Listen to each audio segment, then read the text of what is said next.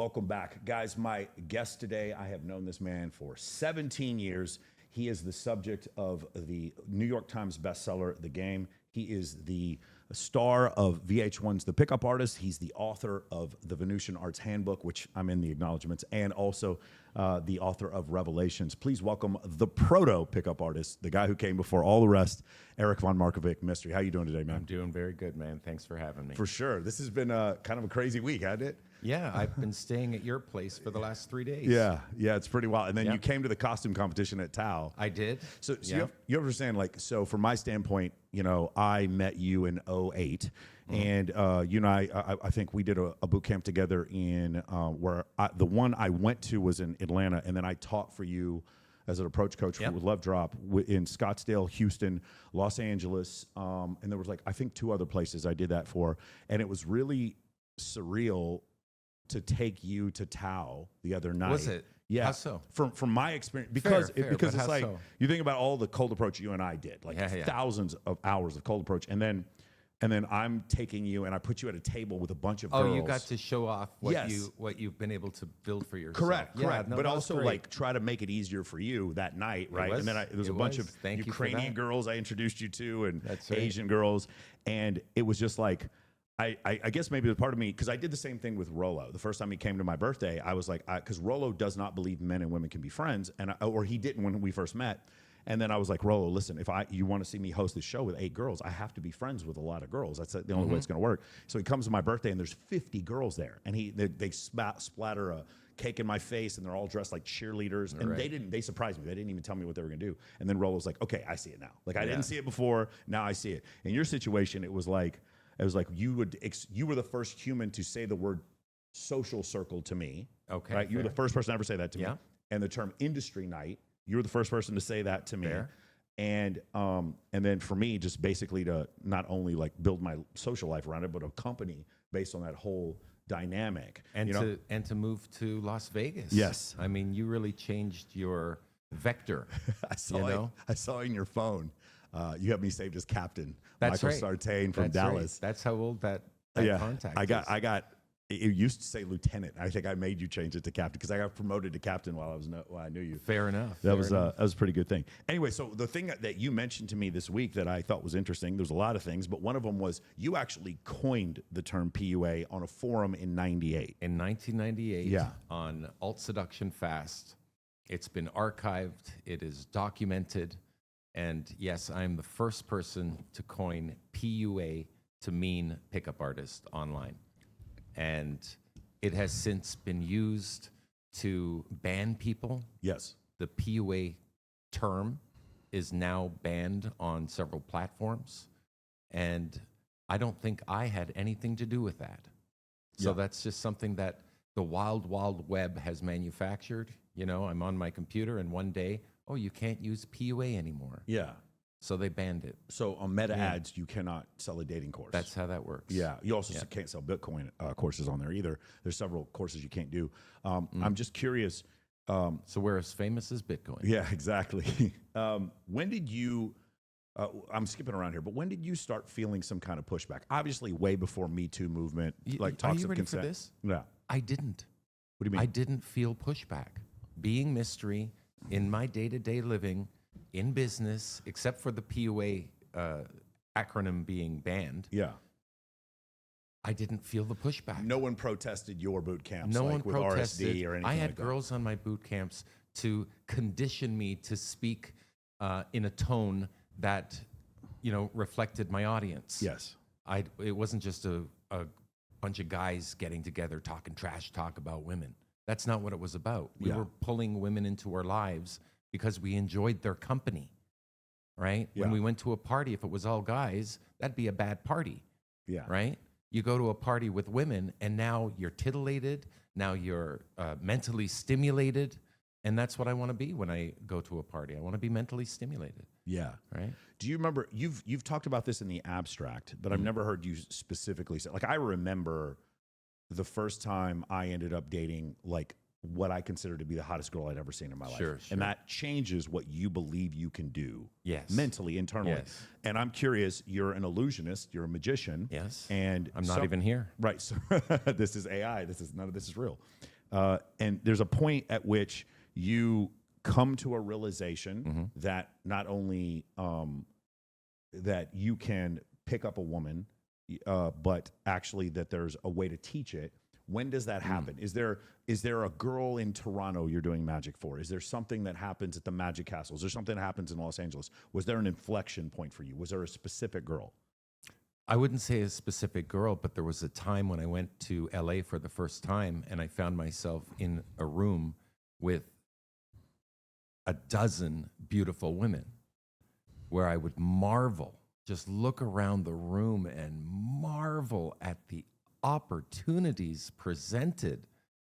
And then I had to learn how to engage in interacting with these beautiful women. I found out that they were all in groups, and many of those groups had guys in them. The girls like guys. Girls and guys are going to party together. So the idea of going up to a girl all by herself and gaming her, right, and trying to pick her up is a fiction. Yes. It's a fantasy that people run in their head over and over. It's a fiction that I think the mainstream media still thinks is a fiction. Fair enough. Yeah. You know, the meet cute, bumping into a girl. You know, Yeah. you can't have 1 million people bump into girls and think that that's going to turn into, marriage. Yeah. Right? No, the reason I bring this all up, though, is looking around those rooms and seeing the reality that there are beautiful women and there are no scarce resources, right? When you go to a big city, especially, you note that. New York City is an example. Los Angeles in early 2000s had the hottest women I'd ever seen. Okay, fair. Yeah, it was, when you were out there, the period of time when you were in the game, right? You're the book. Yeah. Project Hollywood, I think it's at the intersection of Queens and Sunset, right there. Yeah. Right by Mel's Diner. That's right. That area, I would go visit sometimes, even when I was in the military, because my family lives in Santa Monica. It's not, there's no nightlife. It's so different. When we're going tomorrow night, and you'll see the events I throw, tons of girls. If you go out to a nightclub, you're like, what happened? Like, what happened to this city? I think what's happened, and we've never discussed this. Ever since the 2020 thing. Yes. So what's happened is since the 2020 thing, and because of the commoditization of these nightclubs, meaning they were bought by publicly traded companies. So Tao Group at one point was owned by MSG, Madison Square Garden Group, and they built the Sphere, right? Caesars is a publicly traded company. The Wynn is a publicly traded company, so Wynn Nightlife belongs to them. A lot of these nightlife groups, I believe Group Hospitality is either publicly traded or whatever. It's the Miami massive version of like. So there are several think tanks that are designing our social life. But the thing is, these people, the higher ups, they don't see a hot girl. They see numbers. They only see numbers. In order to solve for most dollars per square foot, I need men, not women. And what happened is I started seeing these nightclubs that would just pack the place full of tables. You remember when there were tables, but not this many tables. Like every square inch of Mr. Jones in Miami, there's no dance floor. It's just tables. Right. It used to not be like that. Well, every time a guy buys a table, he can bring dudes if he wants. He doesn't. He bought the table. He's not bringing girls with him. And so now what's happened is, in order to solve for the most money, because we were at Omnia the other night, when the tables we were at had girls, but if you look on the dance floor, there was like no girls there. It was a very different environment. And I think that's happened, like you said, since the pandemic, and since a lot of these companies are not solving for, or they're trying to solve for money, which is why I think the events route, which is something I also they have learned to from solve for money to keep alive, Correct. to keep these parties going. Correct. Right. So I can respect their decision-making variables. Yeah. And what they're contending with. Fair enough. Yeah, I mean, it was just an interesting thing. But then the opposite side of it is, when you're in the VIP, it's all girls. Right. And that's another thing that also changed, I think, since the first time I met you. These nightclubs have these hosts that go out, and all they do is find the prettiest girls and say, do you want to come sit at a table? And these guys are usually super good-looking dudes, very casual. They're literally called girl guys and were picked for that job because they can talk to women. They're usually promoters that get promoted to host, and then they're girl guys. And the girl guy's job, all it is every hot girl that's at the bar, take them to a table. Every hot girl that's on the dance floor, take them to a table. So now the tables are like disproportionately high number of women. And this whole thing changed, where is pre-2004, before 2008, when you and I are going out, things were very different. I'll tell you, I've traveled a lot. Yeah. I've been to many cities. I live in the entertainment district within those cities. Yeah. Just minutes away from the action. And this is not happening everywhere. Right. This is Las Vegas. There are competing clubs here, and they're operating a little differently from each other. Some of them are too loud. Yeah. Right? Yeah. We won't mention names. No need. Well, a lot of the inside clubs are very loud. You're right. Right? Yeah. And there's no place to chat. Yeah. And chat zones for me are lucrative because I'm a conversationalist. Yeah.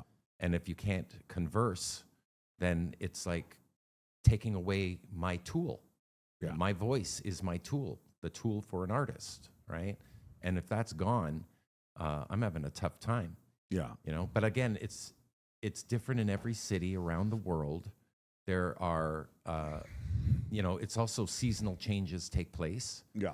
And there's a lot of volatility in this industry. I would think a lot of turnover. Owners, clubs go tits up, and owners change. Yeah. Right. And so here we are in the mass of this, trying to find some pattern in organization, trying to find the best places to connect with people. Right. Yeah. Some places, like one of the places we went to, we had a table, it was all nice, but it was so loud that it was not conducive to connection. Yeah. Right? Those are great places to take someone you already know to, right? Bring girls to the club rather than go alone looking for girls, right? And that brings up a subject we were talking about earlier, pre-selection. What were your thoughts on pre-selection? You said the other day that 80% of attraction is pre-selection, and then I kind of realized, that's where I heard it from. Because you obviously see what I teach. Yep. It's 99% pre-selection, exactly, right? Because exactly. I just was like, women respond to that. Yeah. Well, here's what I was thinking. I was reverse engineering all the short Indian guys I knew that were dating hot girls that weren't using money, and all the guys that weren't traditionally attractive in how they were dating hot girls, and it was because the girls saw them with another hot girl, or they looked taken. And I remember, I'm reverse engineering it, and I'm like, I need to put this into practice, and then. You have an interest in evolutionary psychology. So I'm like, okay, is there any data on this? And it's called mate choice copying in humans. That's right. So now there's data that supports it. And now there's universities like Southwest University, Texas Tech. They do these studies where they show men by themselves, and then they show men with women in a photo. The women find those men more attractive when they're in a photo with women. I am better looking in a photo if there are beautiful women in the photo with me. There's fact. There's one study that's terrific. When they showed the same guy with or without a wedding ring, with a wedding ring, 30% more attractive to women. Fair enough. Yeah, he goes from 59 to 91% attractive to women. So being taken, right? So pre-selection, can you go over when did you recognize that it was such a powerful benefit? And then what are think about a guy who has disadvantage, how he can use it to overcome his Let's talk about what it is first. It's also known as the boy band principle. Yeah. If there's a new boy band, and it comes out, and it shows its first music video, they'll have girls chasing them in the music video, right? Well, that's their first music video. Of course women aren't chasing them. They're not known yet. And it works. That's why they do it, right? So what we can do is we can convey to women that we are pre-selected by women already. In other words, that we currently are dating. We have options. And we're not needy for her specific attention. She will feel attraction more for you because of that. Just knowing that other women have selected you. And there's nothing more powerful than having women with you. If you don't have women with you and you tell a story about a friend of yours who happens to be female, and the story, entangles the two of you together within it, that's one thing. But to do it in real life, to actually have women with you, smiling and laughing, and you're introducing them to other girls, that social scenario that you manufacture, and you manufacture it by opening up two sets. You don't just open up one group of people. You open up 2 groups, have them mix and merge, and then you're surrounded by a large group of people. Now you can meet new people, and they'll see that you're a part of a social circle. That's what pre-selection manufactured in the now means to me. I'm building 2 sets, merging them together, building a social circle around me, and within that context, I can now, with high value or high perceived value, meet other women. On social media, so let's just say you're just replacement level guy, normal guy, the number of women who follow you, the number of women who comment on your posts on Instagram, the number of women who like your posts, and the number of women who are in your photos, could that also count as pre-selection? If a woman zooms into the metrics of your Instagram, but I'm going to presume I don't have that level of attention from a girl that she's going to care that much. I think so. No, it says her friends that follow you. I got to be honest. There's 2 types of girls on Instagram. Yeah, those who you're trying to get that you've never met. Yeah, and those you're trying to get that you have met, and that's why they're on your Instagram. Yeah, right. So trolling strangers aside, what's left are the people you've met in real life and gotten onto your Instagram, and you want to engage in conversation with them to keep those relationships alive, right? It's less of a Tinder-like app, yes, Instagram, and it's more like a communication tool for your family, friends, and loved ones. Yeah. So, how are you using Instagram, right? Yeah. If it's about getting the attention of a girl you've already met and you put on her Instagram, what I recommend to people isn't trying to get the girl with your Instagram. Just try not to lose her with a bad Instagram. And that's, you can swap out the sad photos. If you're not smiling, right? That's a red flag for girls. If you're alone in too many pictures, not smiling, if your shirt's off and you're, alone, where's your family, friends, and loved ones in the pictures that you are showing the world, right? Yeah. You want to be happy and content, and you want to demonstrate to a woman that you've met who's looking at your Instagram that you have a social life. Yeah. It doesn't have to be, you smiling with 2 girls on your arms. Look at me, me, Mom. Look, I'm with girls, right? And every picture is the same, Sure. right?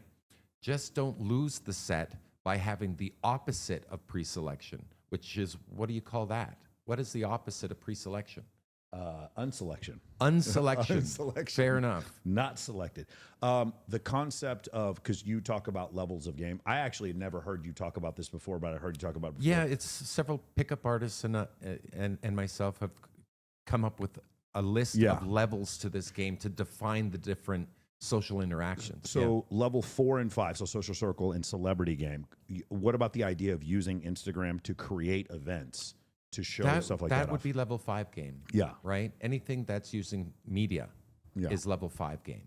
Yeah. Level 4 game is doing it without the media. Maybe you have a flyer that you hand to girls. Sure. Right? But it's visceral, right? Level 5 game is where you're uploading demonstrations of higher value into people's heads prior to your arrival. Next month, I'm doing a music video. Why am I doing it? It's a passion project. I love music, so I'm making music, right? And that is a DHV to anyone who sees it prior to meeting me, because they'll be able to say, oh, I know you from that music video. Make sense? Fair. Yeah, definitely. And then can you go over the other levels? -1 game all the way to level 5.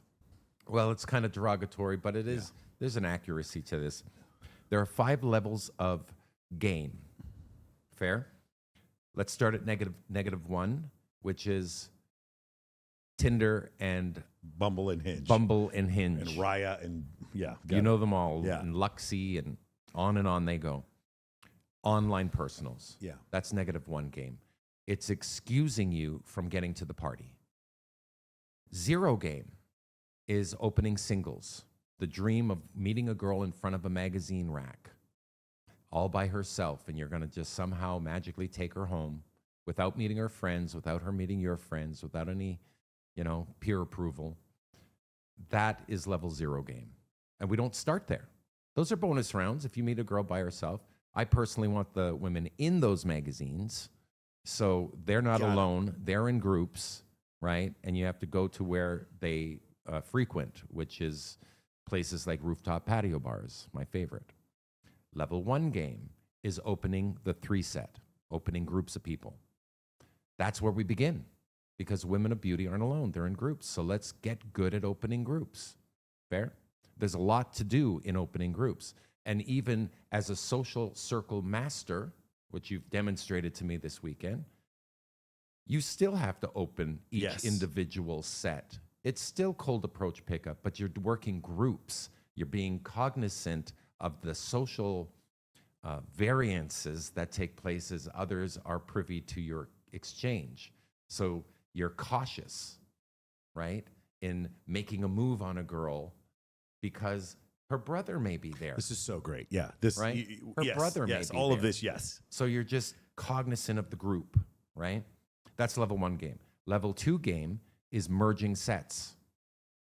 Forward merging a set by saying, come on, let's go make some friends. You know how cool it is to say that when you have 2 hot girls on your arms and you say, come on, let's go make some friends. Yes. If you like a girl, you should introduce her to a girl you're sleeping with. That's a good general rule. Yeah. And you forward merge, and the next set will rip open because you've got girls with you, and it'll work better. You get to demonstrate your social skills to the women you're with, and the woman in the next group will see you pre-selected and therefore more attractive. So it's a win-win, right? That's forward merging. Backwards merging is where you say, let me introduce you to some good friends of mine. Don't be an ass. They're good people. And you backwards merge them to either the previously open group or to the friends you came with that night, which now brings up level 3 game, where you allow last night's successes to assist you in this night's successes, right? And that's having a social life, social proof game. You're bringing the girls to the venue to sweeten the pot, to start the night off right. There is a difference between going to a public gathering alone and going with 4 women. It's a different level of game. That's level 3 game, right? A lot of celebs do that, right? Hugh Hefner is an example of a man who epitomizes level 3 game, right? On the norm. That's where he would run his game. Level 4 game is allowing last month's successes to assist you in this month's successes. And this is what you're doing. And that's really having a social life, right? Having a network. That's level 4 game. And level 5 game is doing what we're doing right now, uploading our personality into people's heads so they can view it prior to meeting us. And when they do, they'll already get a sense of who we are. That's level 5 game. Pretty amazing stuff. Right? Play all 5 levels, guys. Play all 5 levels. So this is something interesting in your situation because your Ask Mystery Instagram is not, we talked about this before, it's not set up for meeting women. It's set up for boot camp. No, it's not. Right. And so, but you probably have noticed if a girl is interested in you, she'll go through all your stuff, maybe search you on YouTube or Instagram. And we'll be faced with the controversy that I am a pickup artist. Yeah. Why is that a controversy? I know why. I'm just curious. Why do you think it's a controversy that you're a pickup artist? Or the pickup artist in general? Or men getting better at talking to women in general? Why is that controversial? Okay. The fear is that I'm not going to stick around. That it's not from her. From her. No, that I meant from a socioeconomic standpoint. Well, let's finish this thought, though. Or let's not. Yeah. If we don't have to. Yeah. The fear is that I'm not going to stick around, that I'm not sincere. Sure. Right? And the one thing a pickup artist can do to prove his sincerity is spend his time with her. Otherwise, it could be with someone else. But for every moment that he wants to spend time with her is compelling evidence to support his sincerity in wanting to get to know her, right? In other words, you can pick up a pickup artist, and it is possible to keep him. Very, very much. Most of the guys who come to probably you or me, they do want one person down the line, an amazing girlfriend or wife. You said several marriages you've been invited to. Yep. Yeah. And so a lot of the outside criticism would be your methodology is only conducive for short-term dating, but you have talked several times. I've had more than a dozen. I would say the opposite. Yeah. Go ahead. The exact opposite. I teach solid game. Solid game is not to make shortcuts. It's to play every phase in the courtship timeline with completion, without skipping phases. That's called solid game. And yes, you're going to slow it down. The game is going to be slowed down, but it does give her the permission to speed it up. If I slow it down, she'll speed it up, right? We slow down the meet to sex courtship timeline, and the relationship will not be compromised by betting her too soon and her then getting buyer's remorse, right? That's something I don't want a woman to feel. You know, if I have sex with a woman, I would like the option to have sex with her again and again, right? To me, if a man has sex with a woman once and cannot have sex with her again because she chooses not to, that to me is still a failure in pickup, right? The option should be yours. If it's a mutual agreement to touch each other, if it was a good time, you'll want to do it again and again, right? So slowing it down permits for a longer relationship with the girl is something that I've discovered, right? And seasonally, pickup artists change their agenda. Some of them want to have one-night stands. They want to get sexual. They want to have, 2-night stands even, weekend love. And then some of them want to find a girl to actually pull into their life as a partner, as a companion, right? And then that can turn into a family. So this is an important race that people are running. I would recommend that people seek a mentor in order to get good at the phases in courtship, because you may have sticking points in any of these phases. So if you can just solve the sticking point, you can start getting some successes that will allow you an opportunity at finding your dream girl, someone to have a family with. Those are my thoughts. One of, I think, the best quotes we heard all week was, "I do not care about your inner game." Did I say that? Yeah, I think you said that to Tristan. It was pretty funny. You said, "I do not care about your inner game." And I was like, that perfectly sums it up for me as well. Well, don't bring your baggage to the club. Yeah. Nobody cares. Yeah. Someone died in your family, no one cares. It's a club. It's a dance club, not a sit and question life club, right? Sorry, buddy. No, it's perfect. I didn't mean to turn. No, he was happy. This is because he's been saying the same thing. I think when I heard it, I thought of something different. I thought of, if you go and accomplish things, then that fixes your inner game. I'm an outer game guy. I'm an outer game guy. Yeah. I teach tactics. I teach gambits. We call game pieces within the timeline that you or material that you say. We call them gambits. That's what I teach. I teach outer game, things to say, when to say it, which phase you're in, meeting the objectives of each phase, having material to meet the objectives of each phase, getting good at that material. That's all outer game stuff. Yeah. Right? Your inner game will correct itself when you start having success with one. Incredible. You get validated. Incredible. That's correct. I'm not trying to completely demean therapy, but I do think a lot of times therapy is used in place of going out and accomplishing something. I think it was Owen Cook who said to me one time, he goes, "Isn't it funny how there's all these guys who are depressed and then they go have sex with a hot girl and they're not depressed anymore? Isn't that weird how that works?" It validates us. Yeah. As men, it validates us as a person building a skill set in social dynamics. And by the way, for those, because I know that's a controversial statement, I'm not saying the only way to be happy is to go sleep with a bunch of women or to make a bunch of money. But what I am saying is that your sadness may be based in you doing nothing. Your sadness may be based in you not accomplishing these things. Yeah. I can't think of a time with a basketball in my hand, a football in my hand, playing paintball, talking to a beautiful woman, out with my friends, lifting weights. Or building a business. I cannot think of one moment where I was depressed. Not one moment where I was depressed. I'm not a therapist. Yeah. I'm a pickup artist. So what I do is I bring groups of men out to places that are target rich, shall we say, where there are women of beauty, and bring them out here to Las Vegas as an example, and show them how to engage in interactions with people that are favorable to it becoming a pickup. That's what I do. I'm not a therapist, right? You can cry on a girl's shoulder if you want. You use her as a therapist. Some women are very willing to listen to your problems. You use Grok or ChatGPT. Or you could talk to an AI. Exactly. AI is your companion now too. Yeah.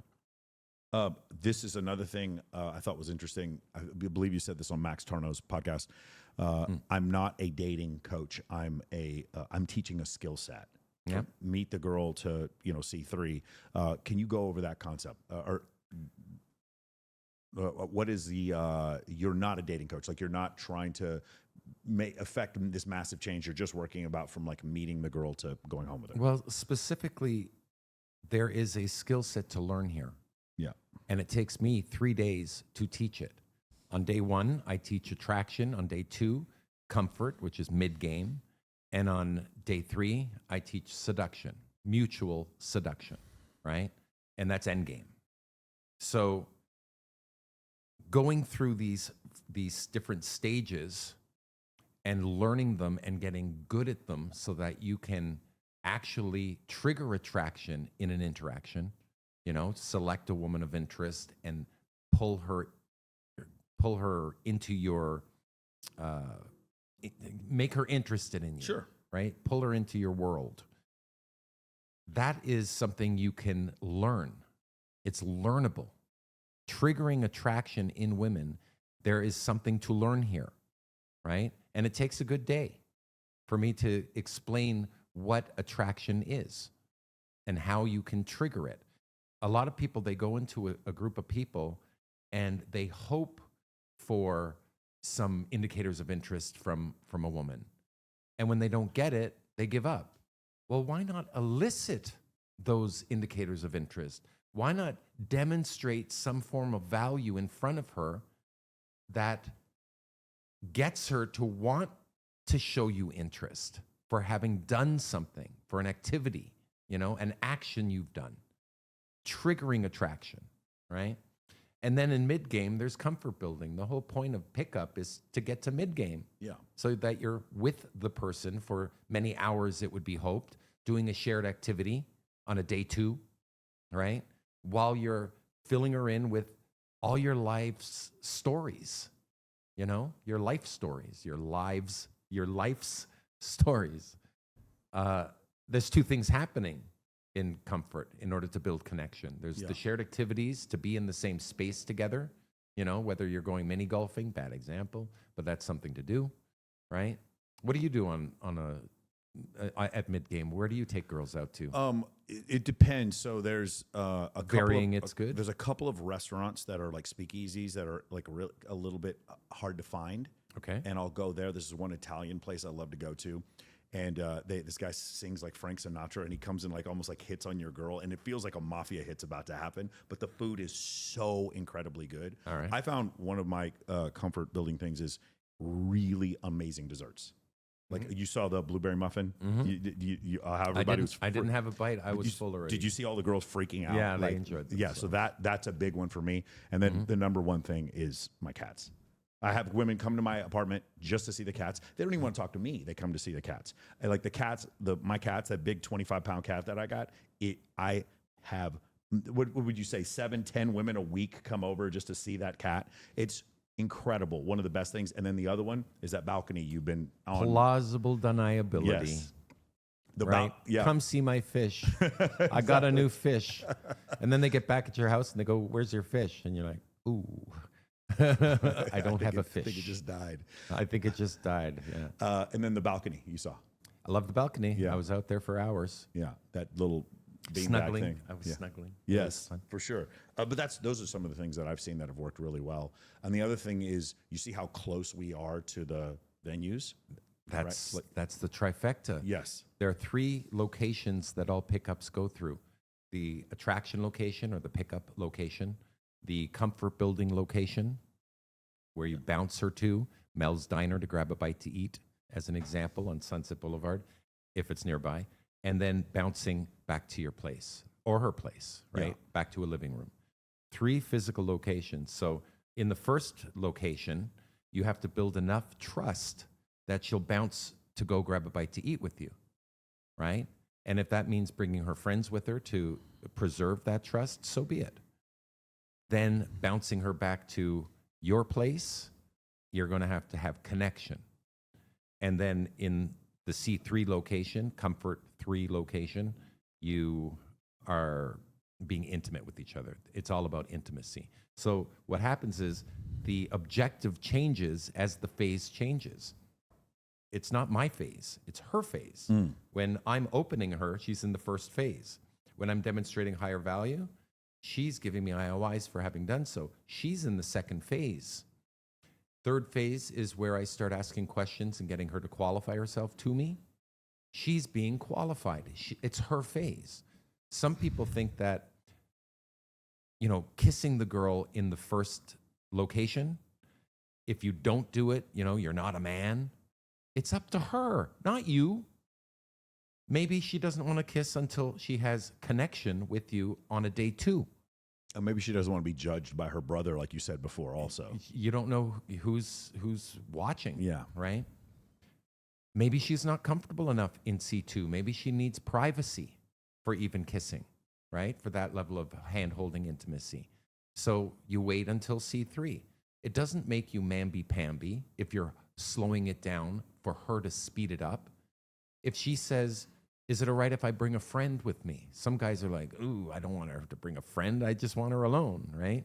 Don't hesitate. Don't flinch. Just say, of course, knowing that the friend is preserving her comfort. Yes. And you may get peer approval. That friend may be just coming to check you out, right? And may even leave. That's happened before too, Going back to the concept of pre-selection, you're also the first person who told me the word pivot. All right. So having a girl be the one to round up the other girls to come back to your place for the after party. I didn't coin the phrase. Yeah. It was a gentleman by the name of Ray Gordon on ASF, Alt Seduction Fast News Groups, way back in the day in '98 and the early 2000s. He was known as the Village Idiot, and we had to ban him, but it was an unmoderated site. So fastseduction.com was opened, and MASF, Moderated Alt Seduction Fast, was created because one person was not, 18-hour days. They were having a manic episode on their shutting keyboard. Up, yeah. Right? But he's the creator of the term pivot. Yeah. I had used the term pivot in my TV show, The Pickup Artist, on VH1, and Ray Gordon sued me for having used the word that was used publicly, right? Yeah. I didn't say I invented the word, but a pivot is someone who you cannot have sex with, so you invite her out again and try to use her social value to get another girl, right? It's what you do when you make mistakes. It's a way of recovery from a mistake. What about the concept of you have a girl, for whatever reason, it's not going to work. She's married. She's not your type. You're not her type, whatever. She becomes a pivot, like you said before. Yeah, or wingwoman. I prefer the term wingwoman. I love that term too, yeah. Two of my best friends, CJ Sparks and Kindly Myers, both Playboy Playmates, and they have been my wing girls for like 5-6 years. One of them, CJ's Owen Cook's ex-girlfriend. And they're social butterflies. Incredible. And on your leaders. And on your arm, yeah, you look like a power couple. Yeah. Right? So you can game with the girl. Well, people know Kindly and I aren't dating, but when Kindly, because she's a leader, she's used to be in the military, when she tells the group of girls, we're going back to Michael's, they all just go. Yeah. Does that make sense? Yeah. It creates unbelievable, having a girl with 3 million followers tell all the other girls, hey, we're going back to the after party. And there's been times where Kindly will tell the girls we're going to the after party, and she doesn't even go to the after party. She just tells the girls. I remember one time after a halfway to Halloween party, she did that. And all the girls came back with us, and she didn't even come. But it was like they wanted her approval because to them, like, she's this huge, beautiful model. And so what I found, and Kindly and I have nothing but a platonic relationship, and people know that it's platonic. It still works. It's of course. And here's the other thing. It's peer approval. It's pre-selection. Yes. It's important. I don't know if you've ever seen this data. There's data that shows when a man is with an attractive woman and she and other women know they're not dating, he's still more attractive. This is a concept that blows people's mind. It seems like you're in a photo with or a video with attractive women, like let's just say a candid shot with attractive women. You're sitting on a couch having a drink, discussing something. They're all laughing at you. Great photograph. Okay. There's this belief from some guys that, well, it needs to seem like the women want to all sleep with you. And I'm telling you that there's data out there, and I've seen they just have to look comfortable. They just have to look comfortable. I say compliance, approval. And if they do so, even if the women know you're not sleeping with them, they still report finding those men more attractive, which is why I have promoted more than anything the idea of having hundreds of female friends to recognize you everywhere you go out. And then one other thing is often you do sleep with your pivot. Like your pivot sees other women attracted to you, and all of a sudden it's like, oh, I put this guy in the friend zone, but maybe I misjudged the stock here. I shorted a stock when I should have bought it. And I've seen that happen. Yeah, jealousy. Incredible way. So can we talk about something we could talk about, jealousy? Let's skip around because that is what I want to talk about. Using jealousy. So friend zone to me is the worst. Other people, it might be cheating. For me, friend zone is the worst. One of the reasons why I friend zone so many women, I don't ever want to be friend zoned, and I don't get friend zoned. And the reason why is because I don't show intent off the rip unless a girl earns it. Yep. I'm curious from your situation, from your belief set, is the idea of having jealousy take a girl who puts you in the friend zone and I can think of 6 examples right now where a girl absolutely told her friends, I only see Michael as a friend, not attracted to him. And then she saw who I was dating and saw all the girls attracted to me and absolutely did a 180 and then was attracted to me, coming out of the friend zone by using jealousy. A woman does not know she's attracted to a man sometimes until she's surprised by the sense of jealousy a rival triggers. Isn't that an interesting phenomenon? Incredible, yes. Until it's taken away. So I'm with a girl.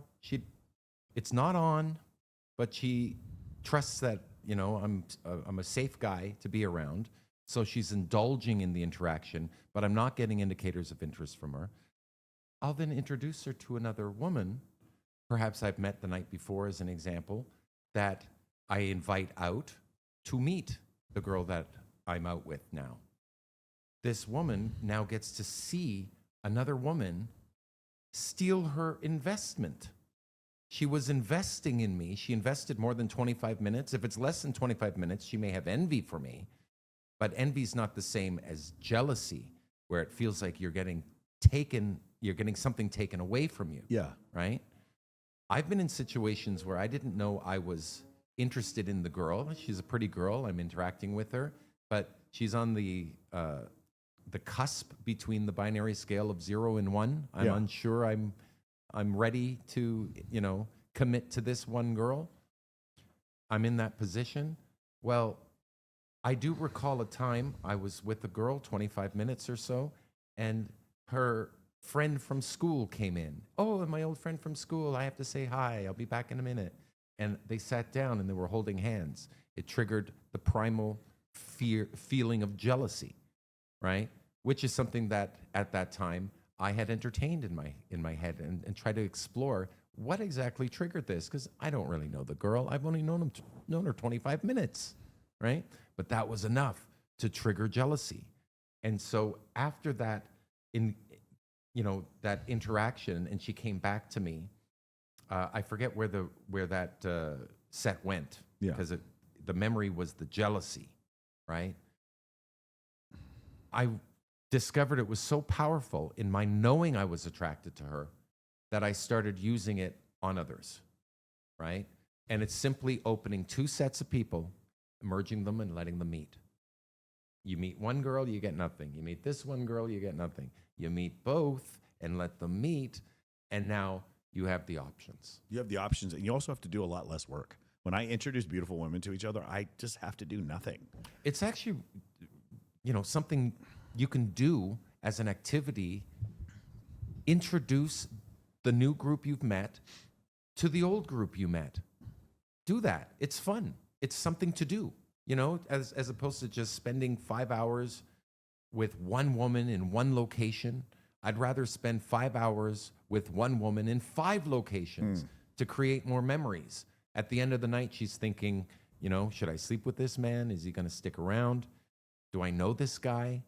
And then she'll be flooded with the memories of all the different locations we were in and the social scenario of each location. I backwards merged to one group, I forward merged to another.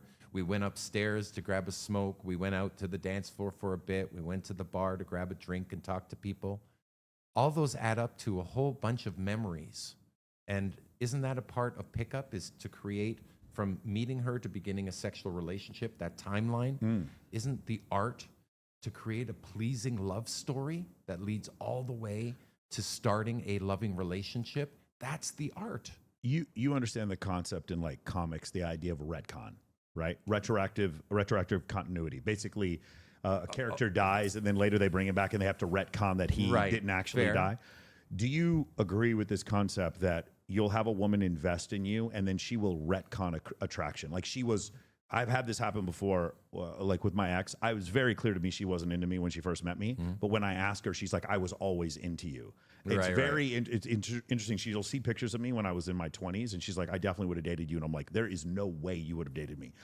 You ever seen a woman get invested and then retcon her attraction for a man because of the investment? Before sex, a woman will come up with 1,001 reasons why she shouldn't. Yes. But if she's had sex with you, she'll come up with 1,001 reasons why she did. Why she did. That's what I mean by retroactive continuity. This is fate, destiny. Now, the retcon can also go the other way. You talk about buyer's remorse. If a girl then has a pang of, you went through the set too fast, whatever. You compromise for comfort. Compromise or comfort. You talk about fool's mate. Then she can also retcon and say, oh, I don't know why I did this. This was a terrible decision. Right. Yeah. Yep. And so it's a lack of investment. Yep. Yeah. I say slow down the game so she can speed it up. Right.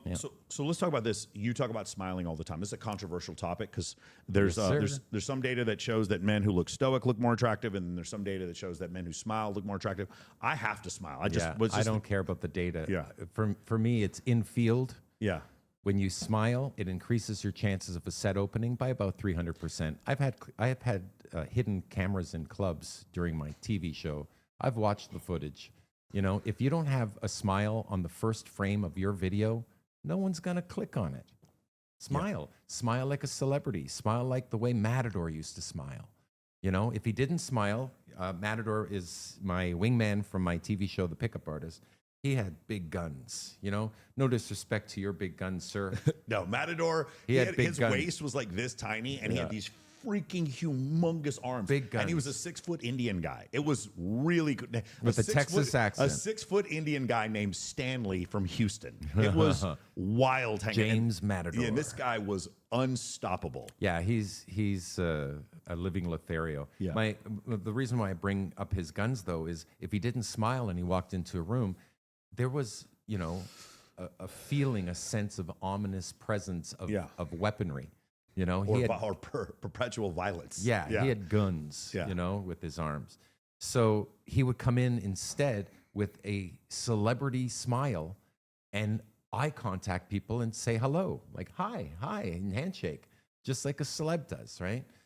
And that changed his game. He was so charismatic.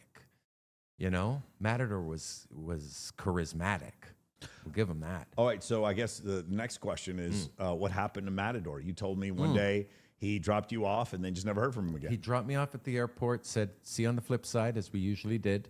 I went back to Toronto, got embroiled in raising my children.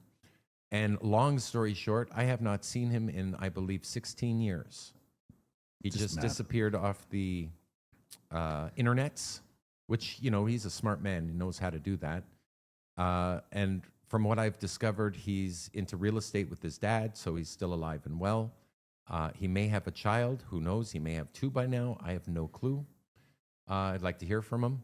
Make sure that my bro's still doing good. I literally just text him on his old number right now. It's like, are you alive? I'm sure he gets that a lot. Yeah, I'm sure he does. It's right. Yeah, well, what an interest. Like, I've never seen a guy, there's probably some examples, but it in a calibrated way was all gas, no brakes. Like, it was like, because he was just so freaking huge, and he was just down to party all night, and he was just nonstop. We'd go out in Atlanta. And comedic. Yeah. Comedic. So he was self-entertained. I'm curious if you agree with this statement. Mm-hmm. Humor builds attraction and comfort. Humor definitely is an indicator of one's intelligence, one's wit. And women are choosing men not based on the size of their penis, because they can't see it at the party, but they're basing it on one's wit, intelligence, charisma, natural charisma, or what the kids call these days, Riz. Yeah. Oof, there's a word, right? Comes from Dungeons and Dragons. Sure. Right? Geek talk. And Matador had it all. Matador had all that. What I've found is that for me to teach ways to show pre-selection or to build a social circle or to actually create events feels like rote memorization, but things like charisma and humor are some of the more difficult things to teach. Yeah, how do you define what humor is? Well, how do you define funny? So here's the funny thing. Hard. I went to I met a guy who taught at USC in the acting school, and he wrote a book on how to write scripts that are funny, and he broke it down in a formulaic way. He would say apple, apple, tampon. Right. So basically set up, punchline. Or it was set up, punchline, or it was punchline, set up, punch. Like, he had all these different formulas. Patterns, yeah. And then I went back and I watched Anthony Jeselnik, not because I like dead baby jokes, but I watch Anthony Jeselnik because he is so slow. And if you repeated his jokes the way he did, you'd get the same laugh. Does that make sense? Fair. He's probably the most formulaic comedian I've ever seen. Okay, and then I watched the most charismatic dude I've ever seen, which is Dave Chappelle, who I think is the greatest comedian of all time. That's my number one. Yes. And then when you watch Chappelle, he's effortlessly funny. I've got to meet him twice, and even just hanging out, we're all just laughing. That's great. That's effortlessly funny. That must have been awesome.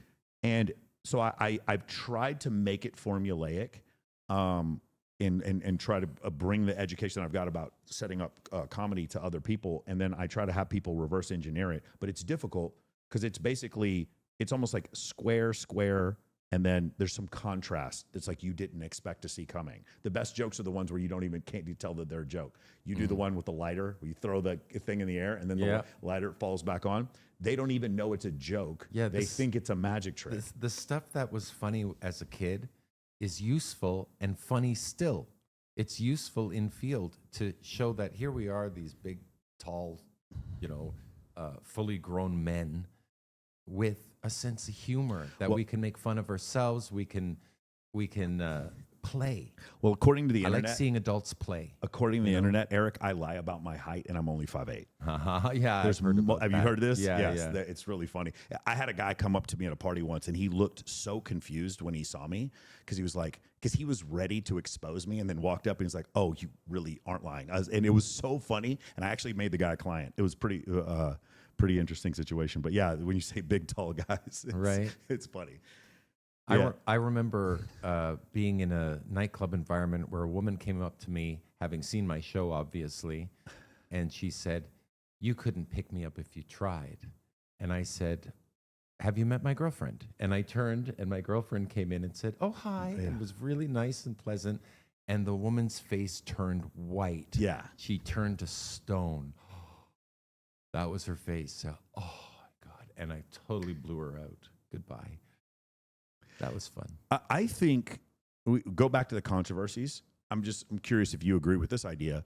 What was controversial? Because you were parodied on Saturday Night Live twice, and I think they parody you because in the beginning, even like what's the show, Big Bang Theory, they had an episode where one of the guys was talking about negging, and mixology mentioned negging as well. Exactly, and I think in the beginning, this was a cute thing that clearly women in the mainstream media didn't believe actually worked. And so because of that, it wasn't dangerous. And I think some of the cancel culture came when they figured out that a lot of this did work.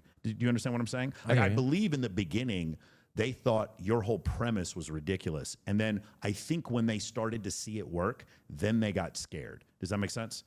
Scared? I do. Just consider this concept. The idea of taking a man that a woman isn't naturally attracted to and then teaching him how to become attractive to her might be scary to women or the status quo in general, or be scary to attractive men who are used to getting that girl, but can't, physically attractive men who are used to getting that girl, but are actually getting snaked by the pickup artist. Do you understand what I'm saying? Well, if I suggest a person brush his teeth and wash his face before he gets to the party, and he gets a better chance of meeting a girl that way, I think we're doing the world a favor. Yeah. Right? Brush your teeth, wash your face. No, of course, from that standpoint, I'm just saying, you talked before about controversy. Obviously, RSD dealt with some massive controversies. There was a lot of different people had controversy, swirling around in them. 2017. I didn't. Yeah, well, I know, but you also weren't producing YouTube videos every week. Like in-field videos are controversial. Yes. We'll give you that. So yeah, because no one wants to have a camera, in a club. So 2017, I could be wrong, it may have been 2018, Adam Lyons was the CEO of RSD for a while. Okay. And when he's there, he sees the cancellation of Alex Jones for the whole Sandy Hook thing. And then he tells Owen, and Owen said this before publicly, so I'm not like spilling this, but Owen, he tells Owen, he's like, hey, you need to take this infield footage down because they're going to come after all of you guys. And sure enough, that's what happened. There was, I believe, 1,700 pickup channels removed from YouTube in 2017 or 2018. I forgot what the number is. I could be 1,400, but it was a massive number. And so what I'm going back to saying before is what I think what happened originally is that when the book, The Game comes out and VH1's The Pickup Artist comes out, this is a cute, fun thing to watch. But when it starts really working, then people start having an issue with it. Does that make sense? Right. But the reason it got on television is because it was really working. I think it was entertaining. I knew it was working. I don't think a lot of people I think there's some people who are skeptical to think that it wasn't working. Like the show was an extension of my boot camp. Yes. I was already running boot camps. That is true. That's definitely true. We just ran it longer with guys who are a little bit more hopeless. Yeah. Lovable only. Yeah. Yeah.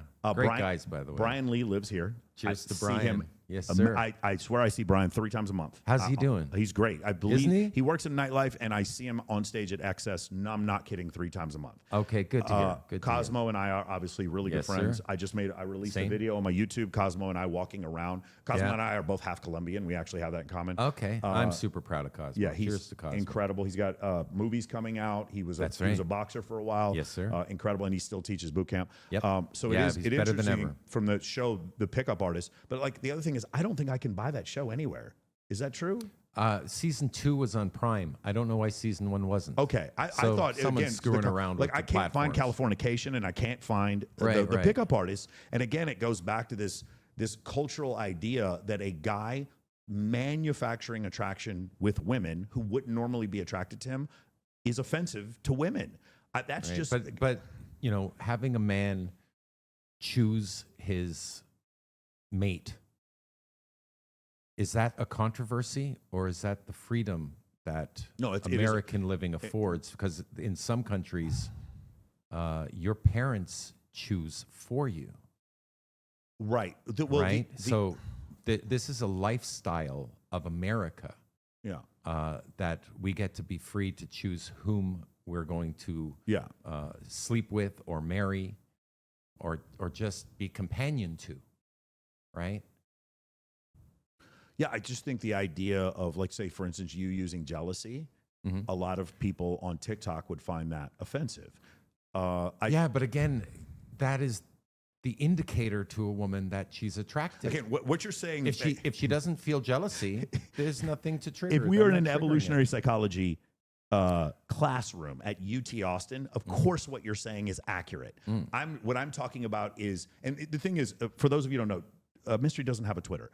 When we're talking about the overall, Twitterless. for sure, the overall zeitgeist and a lot of cancel culture and woke culture started to have a problem. And I feel like a lot of it you just didn't even notice because you weren't like making YouTube videos every day and doing Twitter. Yeah, it wasn't being you were beaten down. you were only concerned about the next set on the left. Like that was the only thing, the next boot camp and the next set on the left. So a lot of this just sort of like you didn't notice it. And then like me and Owen are like, holy shit. I was third-party witness to all of my former students who became coaches. Yeah. You know, the whole industry is filled with my guys. That is true, yeah. Right? And to see them all get deplatformed, you know, a part of me was saying, well, you're teaching something differently than I'm teaching. There is some of that, but I also think there was just some overall woke Me Too belief that the idea that you were to seduce a woman was offensive. They were doing offensive things. Yeah. You know, negging is not offensive, it's flirting, right? Yeah. The result of a neg should be laughter, it's not an insult. These guys were a little bit too crass. Like, for instance, Julian. This is old school news, but, you know, he went to a foreign country and he was belittling the people who lived there, yeah. right? Now, I represent the country that I'm from, Canada, when I travel, and so I respect that, right? We're known as a kind people. We're known as polite, because we're so super polite. It's so ridiculous. We say sorry when if someone bumps into me, I say sorry. Yeah. That's Canada for you, right? But they were behaving in a self-entitled manner, Julian, and I'm sure he's apologetic. He cried on CNN. He got it out. He has an incredible brand now doing self-help. Right. But a humongous brand has absolutely learned from that whole situation. And it was also out of context, meaning they were drunk at a club. Come on. I've seen crazier shit happen. Yeah, for sure. You know, Well, girls that's pulling out their boobs. Yes. Ooh, boobs. Anyone mention boobs? Yeah, definitely can. Over the last 25 years, what updates or changes or things that you maybe saw a student do, something you experienced, No, good question. or something over time that you've changed? So I believe you do have different views on, say, things like negs, DHVs, LMR. You have different views than you did 25 years ago. Well, the structure of pickup has not changed. Yes, ACS is kind of what everyone uses still. It's an ideal structure. It's idealized. Yes. It's an idealized structure. And we're trying to stick to that structure best we can, because there's a beginning, middle, and ending to a courtship. And if you know generally what to do at the beginning, it's different from what you do at the middle. It's different than how you behave at the end, right? If you know that, you'll be able to do the right thing at the right time, right? That has not changed. But the material that we use to fill in the structure is continually changing. Every pickup artist is a performing artist. So like a comedian, they have their own set list. You're going to have your own set list. What you say to girls is different from what I say to girls, but we may be achieving the same results with different material. Like a comedian may, two comedians have two different jokes, but they get the same result of laughter, right? It's the same with pickup artists. So the material changes constantly, and we fill the structure with material. Then there's the third key, the delivery of that material in a structured manner. The delivery, to me, is everything. It doesn't matter which gambit you run, so long as you're running a gambit that is pleasing with no ums, ahs, awkward pauses, because you have your delivery down, right? Some people mumble, hey, how you doing? That does not work. This is not a working open, right? You have to come in with good delivery. Yeah. Go ahead. There's no way you remember this, but one time we did a boot camp in Scottsdale. There's no way you remember this. It was me and Love Drop. We were rooming together, and there was a client that was on the boot camp, and this guy was I don't know if he was autistic or whatever it was, but he talked louder than fuck. Like, he was so loud, and because of the way he talked, he was like, "Hey guys, what is going on?" And it was like, ironically, we would go out to the club and every girl could hear him. And I remember groups of girls following him around the club because he talked loud and slow and did not mumble. Yeah, and of course, you talk slow on my balcony. You talk slow in my kitchen. Yeah. Yeah, no, but I think it's really interesting. One thing I have to constantly catch myself with is because I listen to audiobooks at triple speed. Yeah, that it causes me to talk I get this criticism all the time. Talk way too fast. when I'm with a girl, I have to stop and say, okay, stop. Yeah, but slow down. You have a low, loud resonance. Yeah. You know, a woman's high pitch is pleasing to our ear. I mean, I love a woman's voice so much. I love when women sing. Yeah. They respond to the resonance of a male voice. They find a male voice pleasing. Yeah. In a nightclub environment, I will talk louder. I'm almost yelling, you know, at certain clubs we were at. The only way they could hear is to yell in their ear, right? But I would speak at 1/3 the speed that I normally speak. In a nightclub environment, I could use 1/3 the material. I don't seem to be nervous, because if you speed up that gambit thinking, if I just complete the gambit, it'll all work, right? But speeding it up conveys that you're nervous, right? And that you've got some agenda. You're trying to get the story out before you lose a chance to do so, right? Slowing it down makes you seem like the club owner. Yes. It allows pauses to captivate them, bringing them into your storytelling. All that technology of slowing it down goes away if you speed it up trying to get that gambit complete fast, right? It makes you appear scared, if you speak too quickly. Yeah. Needy. Your words deserve to be heard. You know that your words deserve to be heard, so you speak slower. That's right. Instead of trying to get it all out as quick as possible. And it's literally a thing I do where I speak at 1/3 the speed when I'm in a nightclub environment. I just want to be heard. Yeah. And if I elongate every word, when the boom, boom, boom sound of the music cuts my words up, they can regenerate what I was saying. Sure. And even though it's loud music, they can still hear what I'm saying. Also a right? function That's why I do it. That's the only reason. Also a function of physics, sound waves that are longer experience less attenuation, meaning you can hear a deeper voice in a loud club better than a high-pitched voice. Okay, fair. Because of the attenuation of the excess music. Yep. And so that's also how radio waves work. There's like a resonance. I can find the resonance in this room. There it is. There is a resonance in this room that I can reverberate off the walls properly if I attenuate to it. That's how we speak in a nightclub environment, with resonance. So you can get twice as loud and be heard by the woman. Yeah. That's important. If she can't hear you, if you've lost your voice in a nightclub, you know what I do when I lose my voice? I go home. My voice is shot. My game is dead. I'm a conversational pickup artist. Otherwise, I'm dancing like Baxter. So do you like dancing? No, I'm 6'5". I'm gawky. I love If dancing. I dance goth for me. Goth for me, I'm a rock. I'm a long hair. Yeah. That's what I am. I thought that was also an interesting contrast because I love hip hop, right? Mm-hmm. You and I would go out and you like rock and roll. By the way, Rolo, same thing. Okay. I take the same. So for those of you who don't know, I took I took Mystery to see Juicy J the other day. Some of you will just a really incredible experience. And that's not your favorite type of music. First time hearing him. And then mumble rap. And then Rolo, he's heavy into like Slayer, Sure. Megadeth, Metallica. That's and he plays in a band, right? All so right. it's a different. You guys are both. He's 57. You're 53. Yeah, you've heard my music. Yeah, of course. It's Definitely. It's not Juicy J. It's not Juicy J. And the other thing is the EDM stuff. You're not really big into that No. which is crazy because. So I moved here 14 years ago, and I abhorred EDM. I could not stand this music. But you've had good experiences in field with this music in the background, so you've got positive reinforcement.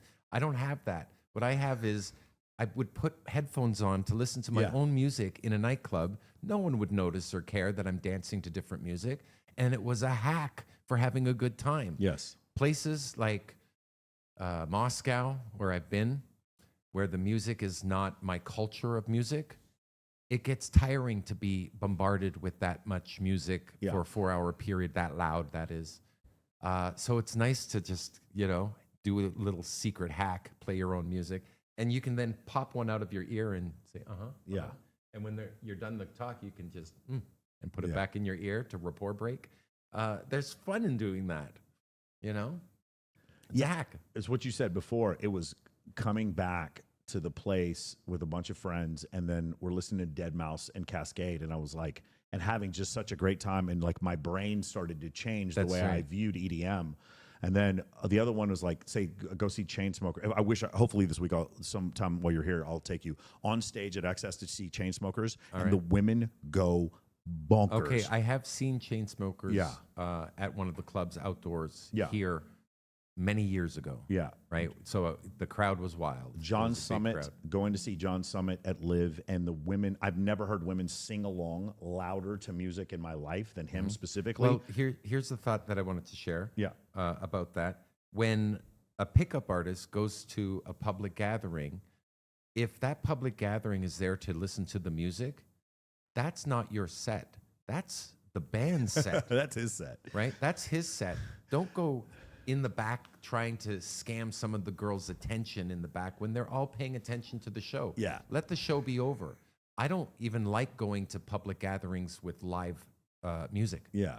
I don't like live music. It's not conducive to pickup. I show up to the club at 1:15 or 1:15, 2:15. Okay. And the sets are always over. In Vegas, if you guys don't know, it's always 1 to 3 a.m. That's all.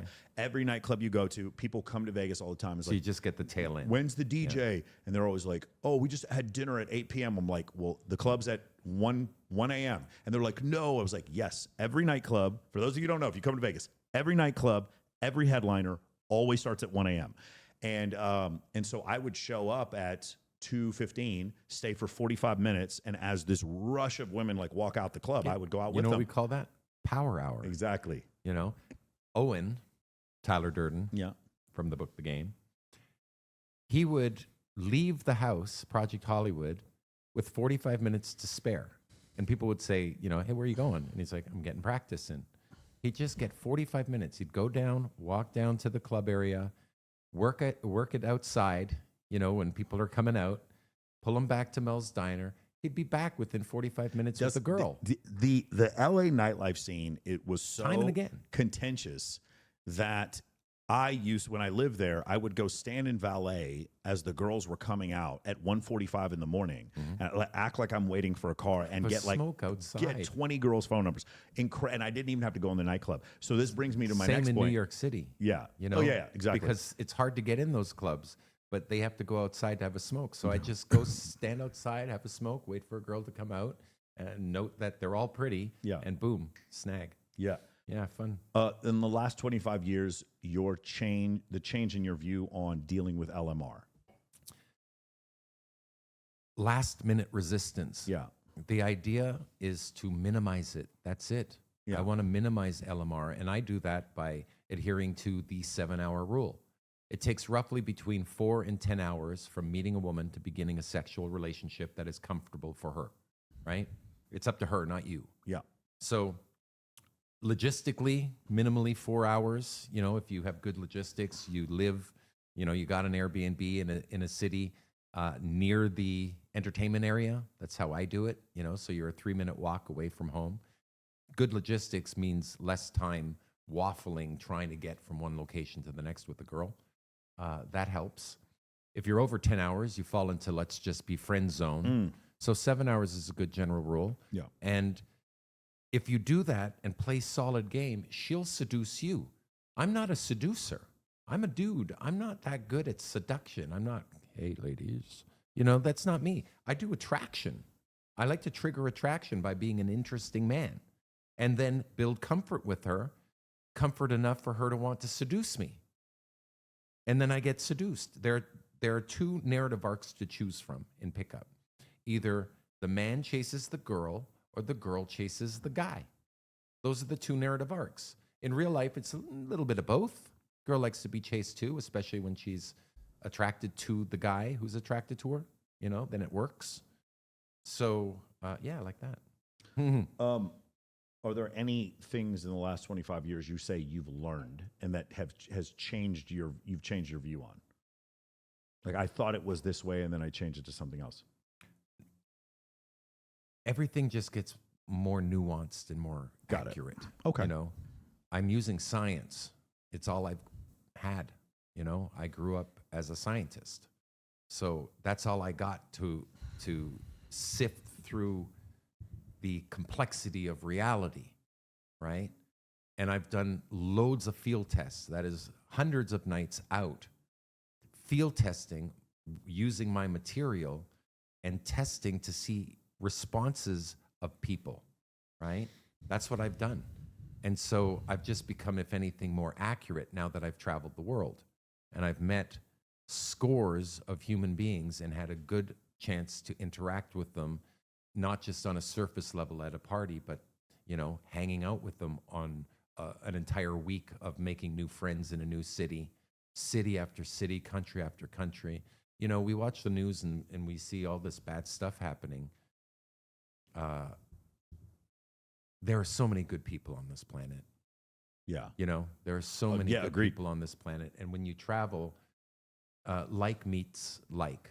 You know, if I wear a sign, some symbolism that I'm tapped in, that I'm in here somehow, you know, whether it's a hat with a star, you know, something to indicate that I'm not a generic person, that I'm sort of stand out a little bit, whether it's a decal of a kiss on my neck, you know, whether it's black nails is a little indicator that I think of myself as a little different. Yeah. Right? You're going to meet the others. If you wear a fur coat, you think, oh, well, none of my friends wear a fur coat. I can't wear a fur coat. Well, be the guy for your friends to wear the fur coat. Then they can hang out with you. And it becomes your entourage, right? You will then meet the others. Women who wear fur coats or fuzz, you know, furry stuff. I don't know if you know this, but if you wear fur, every girl who wears fur will hug you. You can hug. Oh, yeah, fur, and you hug each other, right? That happens, and here in Las Vegas especially, you know, the tourists come in and they wear fur, and I get hugged all night. Not in the summer. Well, even in the summer, because it's cold. It's cold in these some of the clubs, casinos. Yeah. Right? It's actually cold. So this is an indoor city. Bring your warm gear too. Yeah. You know, you can look cool in the club. When I polled, you know, my clients, my friends, whatever, you know, what they wanted me to ask you, the same thing kept coming up over and over again, which is influencer culture, Instagram, and OnlyFans. So when you and I met, this is 2007, Facebook or MySpace had only been out for a couple of years at that point. There is no Instagram. And then Instagram blows up. It gets bought by Meta or Facebook at the time. This is like 2014. It blows up. Now we start seeing the first 1 million follower influencers on there and start like fame Just is almost like at the beginning. Yes. Ashton Kutcher. Fame is thrown at 2 people on Instagram. 2018, I believe OnlyFans comes out. 2019, 2020, it blows up and becomes $1 billion company. So I've noticed significant changes between going out in several different cities in 2005, so 20 years ago, and 2025. And so the question that I get the most is what have you seen? Yeah, people are still going to the parties. Yeah. So anyone who uses their pocket computer to convince themselves not to get to the party will not be missed. Yeah. You know, the Hollywood Hills has parties. They're lovely parties. They're in mansions. They're catered. Beautiful women, beautiful men. You know, when I meet men, it's really nice to meet like-minded individuals who love beauty as much as I do. They're comfortable around beauty. Cool guys. Beautiful girls. I mean, it is a setup for success, right? But if you come up with any excuse not to go to the party, and there's 1,000,001 excuses that you can come up with, you know, I'm on Tinder. I've got a Tinder date. I can't go out. I go to bed at 9:30 because I got to get up early. And you're letting your work life get in the way of your social life, right? I can't say anything other than you're not missed. Yeah. Right? Yeah, the parties are happening without you. And they don't care that you're not there. I love this statement you keep saying, any excuse to not go to the party. Dating apps, any excuse to not go out, not go to the party. Daygame, any excuse to not go to the party. Get in field. Yeah. Go game. The other one is like really focusing on your inner game first. Any excuse you can to not go to the party. That's the one you come up with. It all boils down to exercising excuse-making muscles. Yeah. Excuse-making muscles and exercising action-taking muscles. Right. Meaning like, no, when something happens, this is, Jocko Willink talks about this before. It's like, in the beginning, when we have to come up with a plan for something, the default reaction is to take action. The default is to take action, regardless. Even if it's the wrong action. Even if it's the wrong action. It'll lead you to the right action. General Patton says a poorly designed plan today is better than a perfectly designed plan 3 weeks from now. Right? A 70% plan today is better than a 100% plan 3 weeks from now. Yeah. And if your default reaction is to take action, you will get better at talking to women. If your default reaction is to take action, you will get better in the gym. If your default reaction is to take action, your business will grow. If that's your default reaction. If your default reaction is to, I need to be more introspective and focused on how I feel about things, while it is important how you feel, the reality of the situation is, especially as a man, because we have testosterone, when we accomplish things, we feel better. That's just it. In fact, there's a whole study on this called behavioral activation therapy, where they take people who are, suffering from different mental disorders, and they just make them go accomplish goals. Yeah. And all of a sudden, it actually has a higher efficacy than cognitive behavioral therapy. Baby steps. Yes. Baby steps. So just take a step forward. It'll feel good to make a move. Yes. No doubt. And that's really prevalent in pickup. The best pickup artists in the world that I've seen, that I've had a chance to witness game, they have commonalities. One of them is laughter in their sets, right? But another commonality is this right here. Yeah. Yeah. The 5 attraction triggers from the mystery method. DHVs. Yeah. Right? What is attraction? To me, attraction is not a choice, as David D'Angelo once said, the great David D. It's not a choice. Attraction is triggered. And so I've broken it down. I'm sure there are more than 5 triggers, but I've broken it down to 5 main triggers. And if you can convey these 5 key demonstrations of higher value, you will trigger enough attraction for her to start showing it to you, to show interest. You're going to elicit IOIs from the girl, indicators of interest, right? Before we get to what the 5 are, what is attraction? Attraction is a value judging system. It's a hardwiring in her emotional circuitry that judges a person on whether they have value for you or not. If they have value for you, by aligning with them, you increase your chances of survival and replication. And you can't take replication away from survival because it's a continued means of genetic survival. That's replication. It's still survival. Our purpose in life. Now, I don't know what the meaning of life is. No one does. They all have conjecture. But the purpose of life is to survive. And replication is a continued means of genetic survival. It's to survive and replicate. You can't separate the two. Not in humans, right? Or life on Earth. Yes. It's a technology that's been used for a long time to continue survival, right?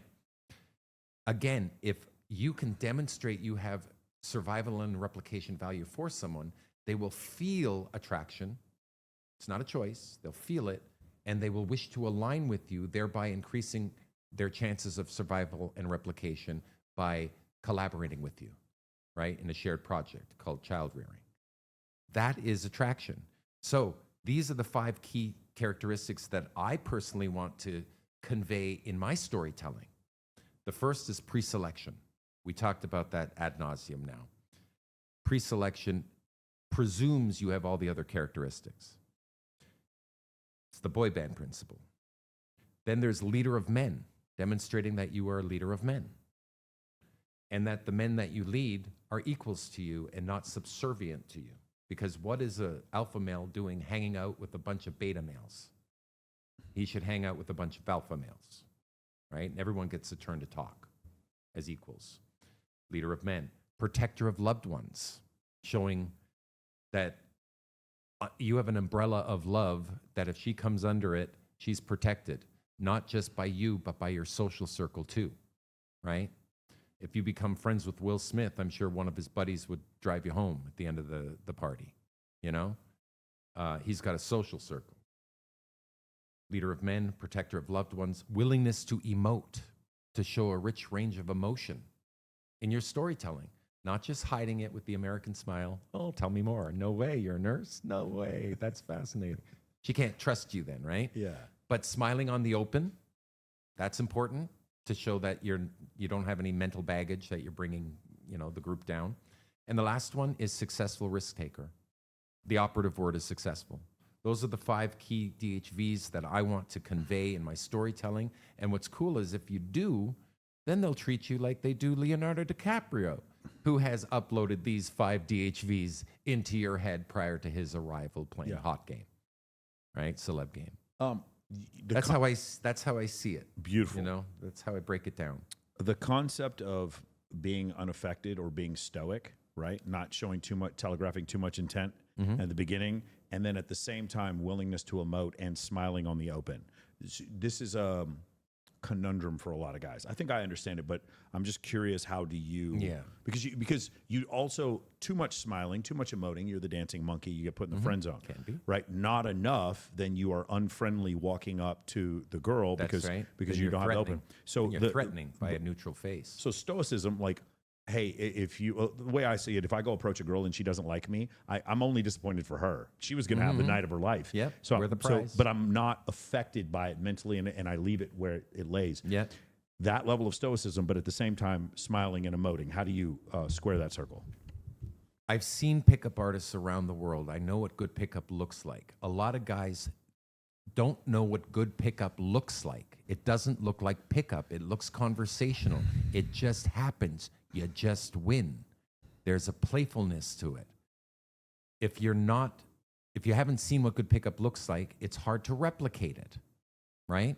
So you come up with your own version of what good is. You think that your one-note song of direct game, because it worked once, is going to work again, so you keep it up, right? And then you start proselytizing. You start telling everyone that this is the way because you've had 10 girls using that pattern, right?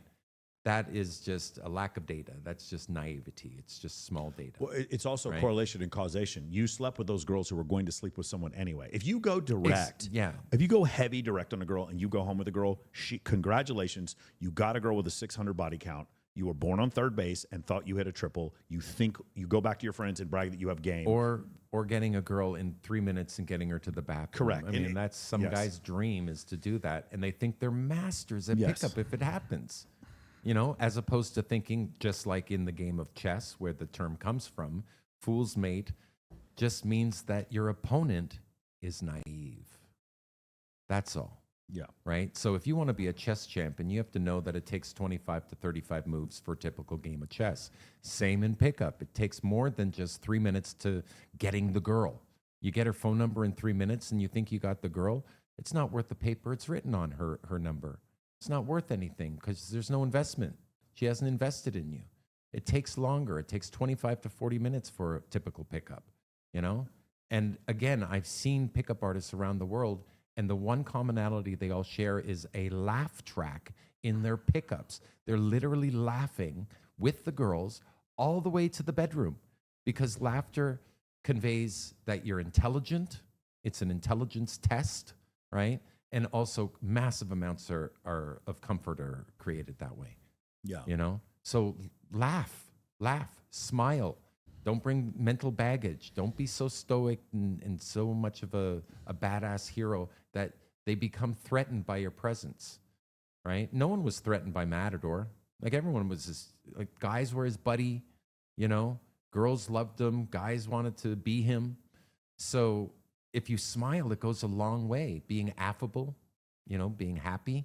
And he would call that, what did he call that? Forgive me. Current emotional state. That's it.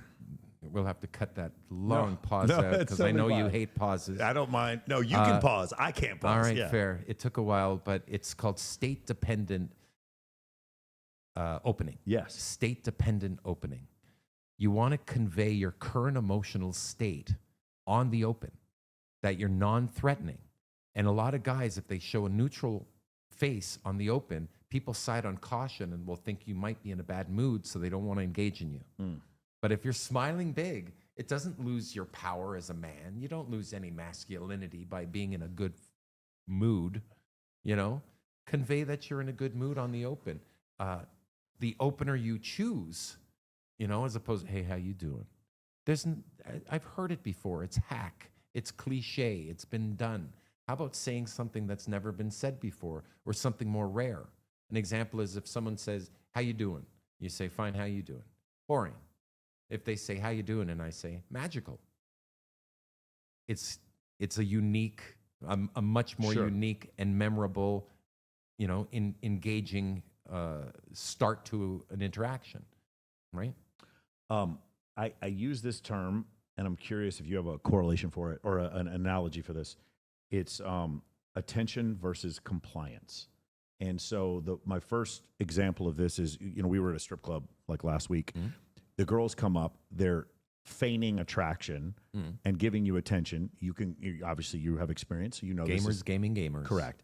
So that's just attention. That doesn't necessarily mean compliance. She might even tell you she's going to leave the club with you and doesn't leave with you. Mm-hmm. Versus compliance, which I believe requires some level of sacrifice from the girl. She has to come to your place, cook you dinner. So the main difference I say is a girl sending you nudes is attention. A girl coming over nude is compliance. Yep. Right? Is there a method? Because compliance loops is obviously something I've heard from you as well. Mm-hmm. Is there a methodology that you have? It's also one of the reasons why I don't put a lot of weight into IOIs.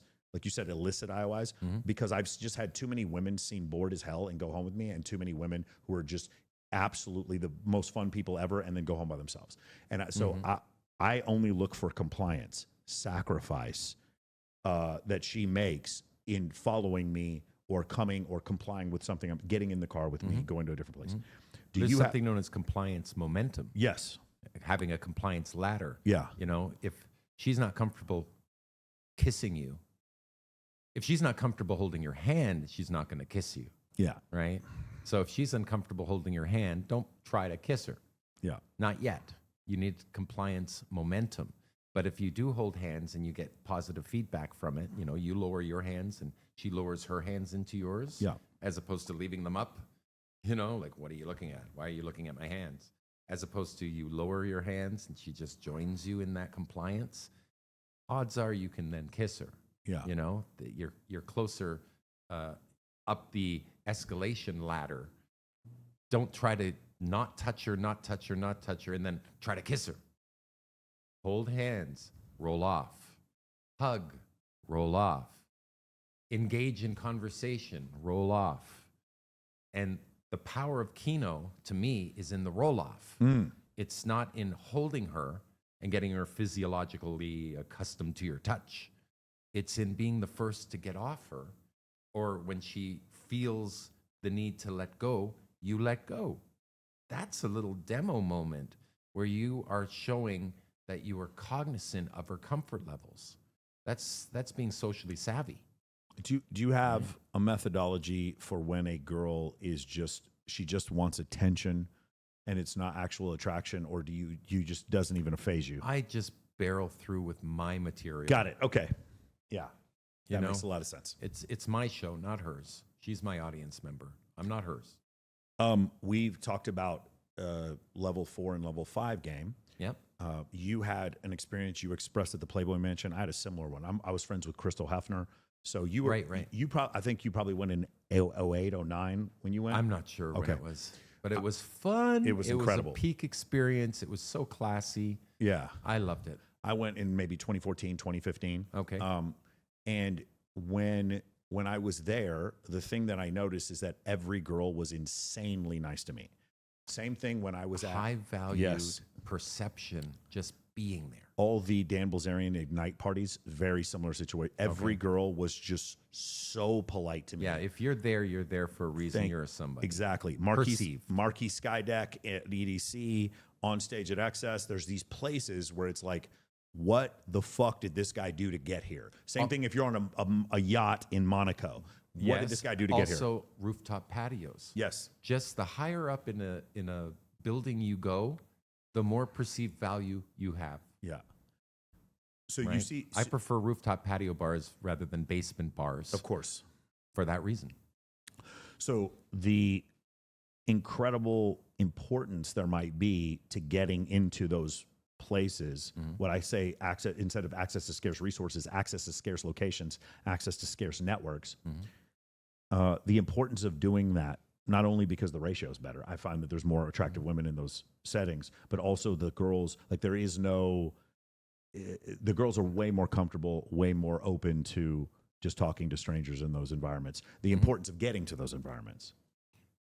Every night's different. Yeah. But at least once a month, you know, if you're going to set up on your master projects list a project social life, you're going to want to set up some events to go to during that month, right? You have a project social life, I'm sure. You have a master projects list, and that's important because you can synergize with other projects. We're going to one tomorrow night, man. Exactly. Yeah. We're going to one tomorrow night. Doing it. Yeah. Yeah, definitely.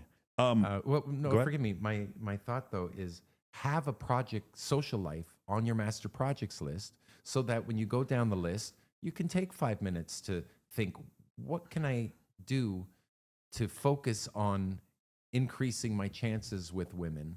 I know I can go to this event or that event, or I can create an event, right? Think it through for 5 minutes, make a mind map of the project, organize the project, and then synergize it with other projects you're working on because you mix business and pleasure. Yes. Right?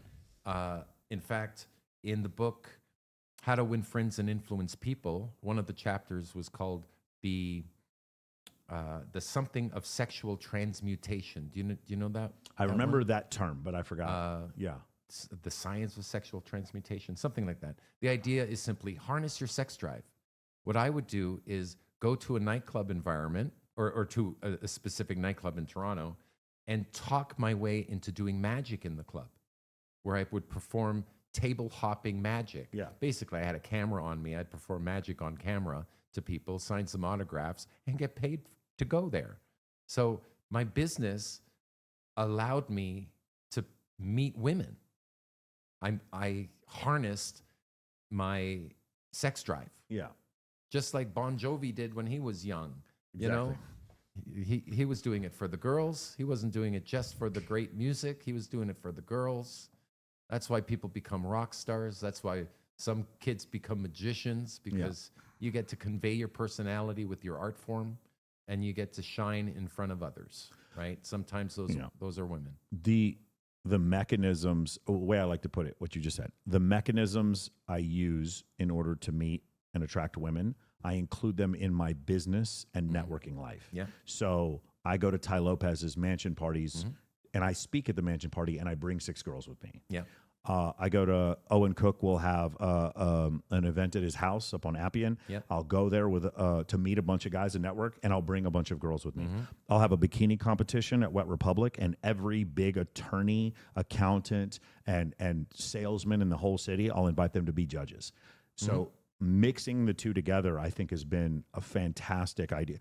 There's 2 guys. I don't know if, from the book. How to Win Friends and Influence People. Dan Fleischman is probably better at this than anyone. I don't know if you know who Dan is. And Ty Lopez is also really good at this, where it's like the mechanisms to generate business and grow your network also include beautiful women coming as well, which almost lubricate. Like, it's just, I have more fun. It's feedback because, interestingly, I've been in situations where I have a particularly beautiful woman in my life, and because she believes in me, others want to do business with me, you know? Yeah. Like, people would want to do business with me as soon as they saw my girlfriend. Some of the wealthiest men I've ever met was because of some stunning woman I was friends with. Absolutely. Right. AndLl tell you something else. I'm the host of Swimsuit USA because a girl introduced me. I was the host of the Hot 100 because a girl introduced me. Okay. I can go all these incredible advice. I was going to the Playboy Mansion because Crystal Hefner was my friend. Right. And all these situations, the level of access I got because I either had girls with me or girls introduced me to other high status men is unbelievable. Well, this is all possible because you have set up shop here in Vegas, right? And it's close enough to LA to play in that realm too. There are people who have not set up shop in such a city where it's possible. But what you can do is get good at what you've already gotten good. The 3 set. You're going to meet these individuals in small groups and invite them to the big party and tell them about the beauty competition that they're going to join and give them, incentivize them to come beyond, just your charming company.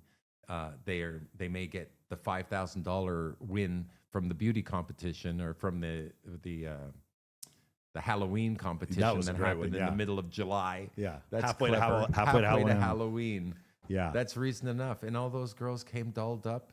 One of your friends got one of the beautiful women who was in the competition. Yeah, they started dating after that. Right?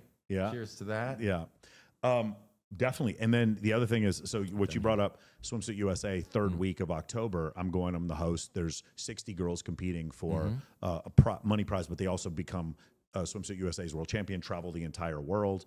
And then I invite several guys to be judges that I know are very successful guys, and I spend a week out with them, and we talk so much business. I get so much stuff done because I'm at a beauty pageant for a week, and we're also swimming with the dolphins, and it's an incredible way to do both. And I have this happen frequently. You've probably seen this before. The guy's like, I'm only going to work on my business, and I'm not going to learn about women. And the worst part is he makes a bunch of money, has no idea how to deal with women, and he becomes a financial target used for his money because he's not savvy enough to understand he's talking to a hooker. He doesn't know. Gold diggers. Yes. If you don't own gold, you don't have to worry about it. Yeah. Literal gold. If you don't have gold, if you've got Bitcoin, you're safe. There's no Bitcoin diggers. Digger. He's a Bitcoin digger. You know? That's hilarious. Oh, man, that's great. You also mentioned what the pandemic did to the world as far as social skills, like kind of making it more difficult for guys and girls. I've noted infield all around the world. Infield is the nightclub area. I've noted that social skills have gone down. People are on their phones more in public gatherings. If I see a woman with a phone in a public gathering, she loses 2 points with me because she's looking at her phone, like trying to get her friends in. Low value. My first thought is I'm getting them on my show. Whenever I see them, all right, like I'm bringing them on the show. I'm sitting next to Mystery. Just down and looking at the phone when they're not present. Yeah. I'm looking for people who are present, right? The celebrities I've met in Hollywood, all of them, present. They're not, excuse me, I just got to, do this now. This is unacceptable to go to a public gathering and pull out your phone. If you have to take care of some logistics and go away to the quiet area with your phone, I see that. That's fine. But to do that all night long, smiling, look at me having fun, and then she turns it off and stops smiling, right? I see this clear as day. They lose value for me instantly. These are instant red flags, as is the girl who is outside freezing her ass off, in cold climates because she doesn't want to bring her coat in, right? And they're all outside freezing cold, and I walk past and, get past the line and just walk straight in because Mystery doesn't do lines. So I go in, seeing all these people, knowing that they've got low value to me. That's a feeling that I feel is like, no, my future girlfriend will have a coat when she is cold. She's not going to be one of the freezing cold girls on her phone. That's already red flags for me. For sure.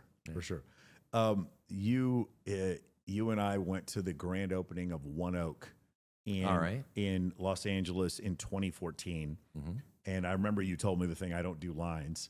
And I don't mind lines at all. And I'll tell you why. I'm with beautiful women. Yeah, I want the host to see me. Gathering them and then I sit there and bullshit with him for a while so that my entry in the future is effortless. It's just a function of networking. Subtle suggestion. Yeah. Game the bouncer on the way out. So not on the way in. I don't know if I heard that from you, but that is what I teach my guys as well. Yeah, I say game the VIP host on the way out because he's the one who gives you access. Fair, yes. But it was one of these things where when the guy, like you go in, you meet a beautiful woman, you're walking out, introduce her to the host as you're walking out. Good idea. And you do that, and I've been doing this for 14 years here. This is the reason why so many of the hosts here are like, I never have to wait to get into any club here.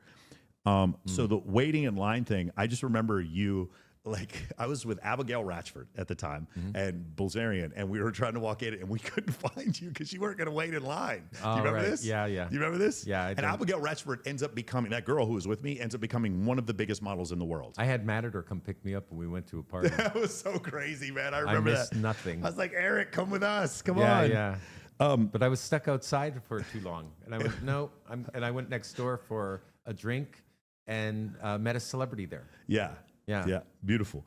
There's the other thing. So my party continued. Yes, all it I'm definitely saying. did. I'm just saying. I wasn't lost. I'm just saying, if we go to access, sometimes it might be 2 seconds for us to get in. It's fine. It's All not right. gonna be I'll wait. We're in the VIP table line. We're not in the GA line. I just got accustomed to not doing lines. You know, if you stand in line as one of the people looking like it's a busy club, even though it's still empty in there, it just lowers my value. Sure. I don't feel like I want to do that anymore. This is a great thing that I thought you brought up. Katarina was sitting right next to you when you were on Access Vegas. Okay. And she mentioned about being 36 and not interested, like being totally fine with not being with someone, like being single forever. Her standards were high. She wasn't going to change them. And you mentioned the word pricing yourself out of the market. I've heard you talk about this on other podcasts.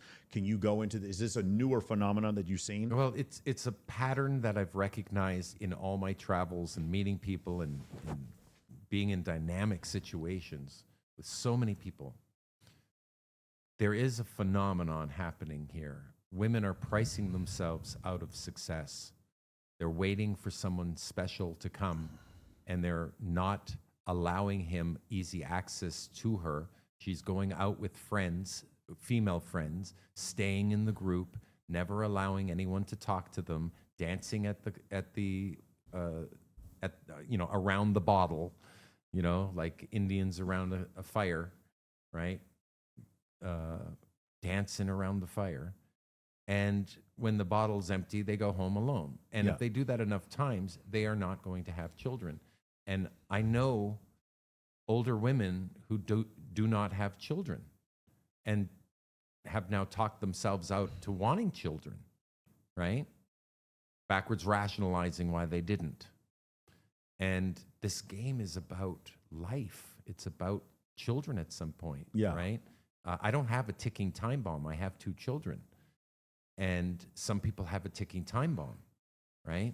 Like my best buddy in London, he wants kids. He has a ticking time bomb. He has options, mind you, is women who would say yes to that shared project of having kids together, but he hasn't settled yet.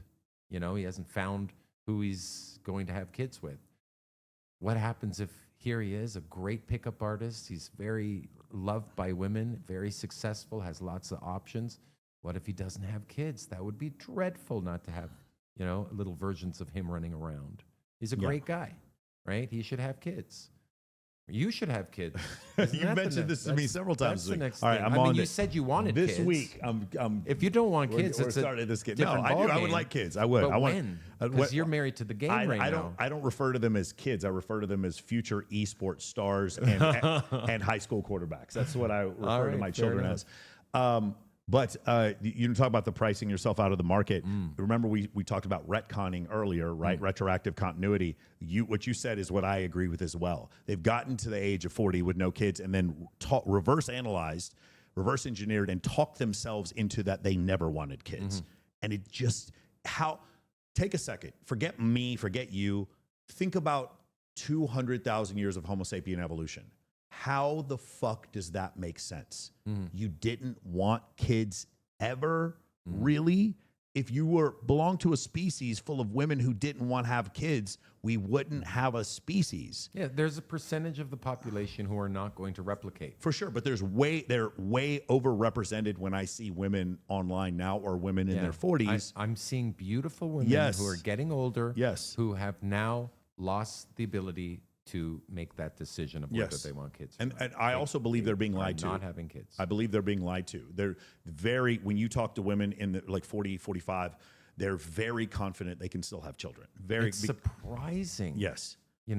It's surprising how a beautiful woman that, you've seen, you've met years ago, now that years have passed, they have not replicated. Yeah. They just, like I said, price themselves out of the game. Yeah. Right? What can you do about that? But it looks quite large spread. Yeah, it's growing, definitely growing. Lowest marriage rate, I believe it's 6 in every 1,000 women are getting married. It's very, very low. Here's a thought. If you cannot have sex with a woman, you are, by dictionary definition, sterile. That's a good point, yeah. Right? Yeah. So these women are sterile by choice. Right. Yeah, it's interesting. You mentioned before about willingness to take risks, successful risk taker. 40% of men and 80% of women throughout history have replicated. Women don't have to take as many risks, especially if they're really attractive, to replicate. And there's societies throughout history that had surplus men, and those surplus men had to take risks to become warriors or wealthy or gain status so that they could get a wife. Right. And so that's why I think evolutionarily the successful risk taker is something that women look towards. No doubt. This is an attraction trigger. And the operative word is successful. Successful, yes. Not just a risk taker, you know? But some guys do that. They show risky behavior in the hopes of attracting a woman. Yeah. But it's successful risk taker. It's the lucky guy that gets lucky. Fatherhood. How have you having two children? When we first met, I believe your daughter was like 1 year old. Okay. She's 18 now. She's 18. Yeah. And I'm curious, how has that changed the way you, say, produce content or what you do in fields or who you date? Mainly in one place only. I don't do in-field footage. You know? The TV show I did had in-field footage that was legally, with contracts written off, right? So it was all permitted. And nothing's going to beat my in-field footage of that era. We had hidden cameras in the clubs, in the walls. Yeah. $30,000 a day being spent in cameras in walls, right, to capture that footage. Who else is going to beat that footage? You know, go for it. Someone else can try to find better footage than what they got of me picking up girls in field. There's always going to be another top dog. Yeah. Right? And I'm looking for the next top dog. When's he going to show up? That said, you can't take away first. I'm the first to do in-field boot camps to provide this service to groups of people in a nightclub environment. This is what we're doing in Las Vegas here next week. You are doing boot camp. You're doing this next week. In the beginning of the book, you go to the Mondrian. Is that correct? And no. Well, we went to the Mondrian as well, but I met Neil Strauss at the Andes? No, the hotel, the big hotel in the center, Roosevelt. Roosevelt. Okay. Roosevelt Hotel. The irony is tomorrow night we're going to the Mondrian. That's where Babes and Toilet is. Oh, okay. Yeah. I thought it was Sky Bar. Sky Bar's in the Mondrian. Oh, fair. Yeah. Okay. Yeah. Yes. So I think it's ironic. Like that party we're going to tomorrow night. Well, I'm just going back to the scene of my crimes. We're walking distance from where Planet Hollywood was and Mel's Diner, and we're right there by the Andes and Sky Bar and the Mondrian. I remember at Sky Bar I met a particularly beautiful woman who became my girlfriend for a couple years. I won't mention names out of privacy. I'm sure she's moved on in life. But I have peak experiences there at the Mondrian, so I'm looking forward to seeing what it looks like now. I do as well. Yeah, no doubt. Opening over the shoulder is something I still do. Hey guys, quick question. Yeah. There's that, but there's also a thing, and I'm curious if this is a derivative of it. I don't directly face on girls a lot of times where I'll go lean back against something and make her orient in front of me. Yeah, good body language. Exactly. But I'm always in the false time constraint. You're on a back foot, like when you're talking to them. And you can't be blown out if you're not even in their set. If you don't show intent, then they can't put you in the friend zone. Yeah, exactly. That's right. So where did that all come from? And I again, it seemed to be incredibly effective. You know where it came from? Remember I told you earlier in this conversation about going down to LA for the first time? Yeah. And getting acclimated to the social environment of guys with girls? Yeah. The guys were so calibrated. They were so accustomed to the beauty that they were, just like in Helsinki, the guys treat the girls like one of the guys. The girls feel comfortable around the guys because the guys are comfortable around the girls, as opposed to what happens in high school where all the girls go to this side of the dance floor and the boys go to this side.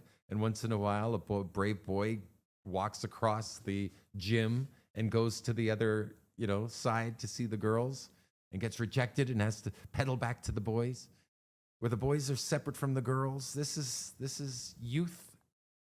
This is what the youths do. But when you're an adult and you go to a party, there's mixed sets. So I had to acclimate myself over the course of several outings, a few weeks of going out, to just, through osmosis, learn what these guys were doing body language wise, all the little moments of subcommunication. All you have to do is this, and that's a neg. Yeah. Right? Or showing interest, right? But a girl does that to you, that could be equal to being punched in the balls. A girl is showing displeasure with what you've said. Oh, God forbid. A guy can really feel that. The subcommunication, this body language thing had to be learned. So I learned it in Hollywood. You know, it's different than in Toronto, where we're not accustomed to women of that beauty, generally speaking, at a regular venue. A dozen girls that were bogglingly gorgeous. That was Hollywood for me. You also talk about this concept of you get to serve. Like, so for instance, you get to change people's lives. What's the most rewarding part of this? It's not the financial part. You were on Max Torno's podcast talking about this. It's that you get to actually change other people's lives. Seeing a guy's game change over 3 days is awesome. To know that I can teach a guy something, and that something will improve his chances with women to the point where he gets a girlfriend because of the conversations he and I have had and the change in behavior in field that he has done in order to get results. That kicks ass. I'm a go-giver, not a go-getter. Yeah. Be a go-giver. That makes you focus on the service side of your business rather than the box office side. Yeah. Right? There's box office and show. I'm on the show side. There's a reason to bring a group of guys together here in Vegas by day, train them up, teach them what is practical in use for that night, being outer game guys, and then to see over 3 nights the progression of change and improvement to get rid of the sticking points, so they start getting consistency in their pickups. That's the dream, to see the girl and know how to not only open the set, but demonstrate higher value, trigger attraction, qualify the girl, get her to invest in you, move the set to a lock-in position where you're seated with her, and build comfort, right? Imagine getting good at all that. Yeah. Then you have choice, options. Then you can get a dozen phone numbers, start dating girls, go through your dating phase, and one of those women that have chosen you already, you will choose. She may be the hottest one, she may be the coolest one, it doesn't matter, right? Whoever you feel most connected to. You can then draw into your life as a companion. But if you just go after the first girl that says yes, your options are limited, son. Yeah. Don't want to do it that way. Do you mind if I grab one more of these? Yeah. Okay, cheers to that. Do you have a most rewarding student transformation? Can you think of one in particular that just was? Well, the most famous one is Mr. Neil Strauss. Right. I'm very proud of him. He put his genius, his natural genius, to pick up. And it took him a year to get good, but he got freaking good. Yeah. And he was good enough to teach others. So, once you get wise to something, you can then become a professor of that skill, right? So that's what he did. Do you have any students who maybe came to you in a very dark place and transitioned them to something? Well, again, I'm not a therapist. Yeah. So if it's a dark place that is going to bring down the rest of the group, they're not coming on my boot camp, right? Because I got a group of students and we all want to have a good time, right? And learn and have success. So yeah, once in a blue moon, there are some negative Nancys, right? Which I may pull aside and attempt to deal with. Otherwise, they wouldn't even be on my boot camp. Is there consistent or overrated bad dating advice that you see regularly? Oh, I just see this cringy Daygame. If it looks cringy, it's going to feel cringy. If you feel like you're a creep, she's going to feel like you're a creep. Good pickup, I've learned, is not creepy. It is not creepy to go up to those people you do not know. The one person you can trust to be on your side when you get there is you. As long as you stick to your material and your material is fun, playful, you'll have a good interaction. Right? We also discussed this, the European style day pool where they play EDM music and have bottle service. You don't consider that day game. That's night game. That's still night game to me. Even if you're in Iceland and it's 3 a.m. and the sun's still up. Yeah. It is strange though to be in a nightclub environment where all the windows are not, tinted out. You see the daylight. Yeah. Everyone is like, it's like a barbecue. It's like a picnic. And you're dancing there at 3 a.m. in the broad daylight, but it's still night game. All right. 3 a.m. And then there's another concept I'm curious what you think of, which is the idea of the good girl attraction and the bad girl attraction. So this is something that I get a lot of clients. They're like, no, Michael, the stuff that you do or the stuff that Mystery does would only get the bad girls, only get very slutty women. And then my clients are getting married and often meeting girls who are virgins. Yep. And then I go read the source material on this, the evolutionary psychology stuff, and it's like there are attraction triggers for women. It's a great book on this called Why Women Have Sex by Cindy Meston and David Buss.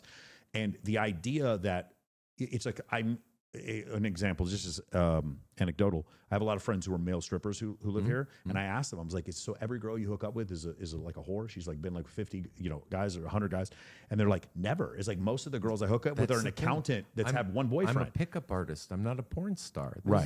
There's a huge distinction. What I'm saying is a pickup artist is chasing what I guess you'd call regular girls in regular clubs, or regular events. Rooftop patio bars, very classy girls, right? That are business owners, entrepreneurial. That's the type I find attractive. Yeah. And honestly, you've seen and met some of my girlfriends over the years. Yes.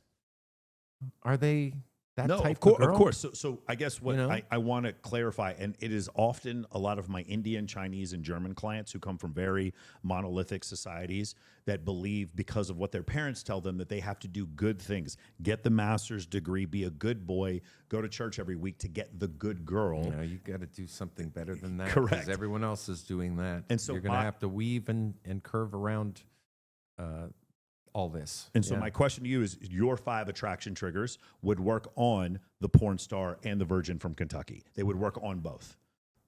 Well, I wouldn't define those two types. I would say either on this side of the world or the other side of the world. Yeah. It's still going to work because we're changing her mood, not her mind. Female When attraction. I meet a woman, I presume she's more intelligent than me. As beautiful as she is on the outside, she's as beautiful on the inside and can see through my shit. So what I do is I know she won't remember what I said 25 minutes from now, but she'll remember how she felt with me. That's what I'm concerned with. I just want her to feel good around me. Make her laugh, make her smile, show some interest, show some lack of interest so that I can structure the opportunity for her to pursue me. That's entertaining for a girl. I like to be the challenge, right? Like I said earlier, 2 narrative arcs to choose from. Either you're chasing the girl or she's chasing you. Which one's better? I can tell you girl chasing is better. The girl chasing the guy for a guy is better. So my entire narrative arc in my game, the global, overarching narrative has changed to her chasing me and I'm the prize. Which now at 53 years old, I have resources that women can benefit from, as I benefit from, if they align with me. If I get a girlfriend, she's going to be traveling the world with me. I want a travel companion, right? So she gets the benefit of a lifestyle. And my friends, she gets to be friends with my friends, and my friends are awesome. I'm very grateful to have them in my life. So would she, right? What is the single most misunderstood thing about you? Ooh. It all depends whom you ask. Right? And I guess you'd have to ask them. I'm not sure. Frame control. Unaffected. Unaffected. Didn't even notice. Yeah. What are the details for your boot camp coming up? Oh, yeah. That's why I'm here in Las Vegas. I'm preparing now in 5 days. I'm doing a pickup artist boot camp here in Las Vegas. You will know people when you get here. You'll know me. And you'll know my wingman Ablaze as well. And the two of us together are going to, by day, train the men, a group of men, select men, maybe even someone watching right now. And by night, we're going to go into the public gatherings, the nightclubs, the bars, the cool rooftop patio bar venues here in Vegas. And we're going to meet women. Lots and lots of women. How many? About a dozen sets a night over 3 nights. That's a lot of opportunity to win the heart of someone. Awesome, man. Yeah. Well, it's going to be a good time. And also, I've already talked to Ablaze about getting all your guys into every nightclub in the city. Thank you for your help. Of course, man. Yeah, of so course. we'll be hooked up. Yeah. And you can find out more at askmystery.com. Incredible. You can do that right now. Incredible. Askmystery.com. Awesome. All right, guys. Well, thank you so much for joining us. Thank you, Erik. I've been wanting to have you in person doing this ever since I started the podcast. Guys, I really do appreciate all the comments from the last couple episodes. And if you guys are interested in coming out here, man, make sure you go check out Erik's thing. We also, the following week, have MOA Summit that's going to be coming up, and Erik's going to be speaking at that. Right. So, guys, stay tuned. Take care, and I will see you all next week.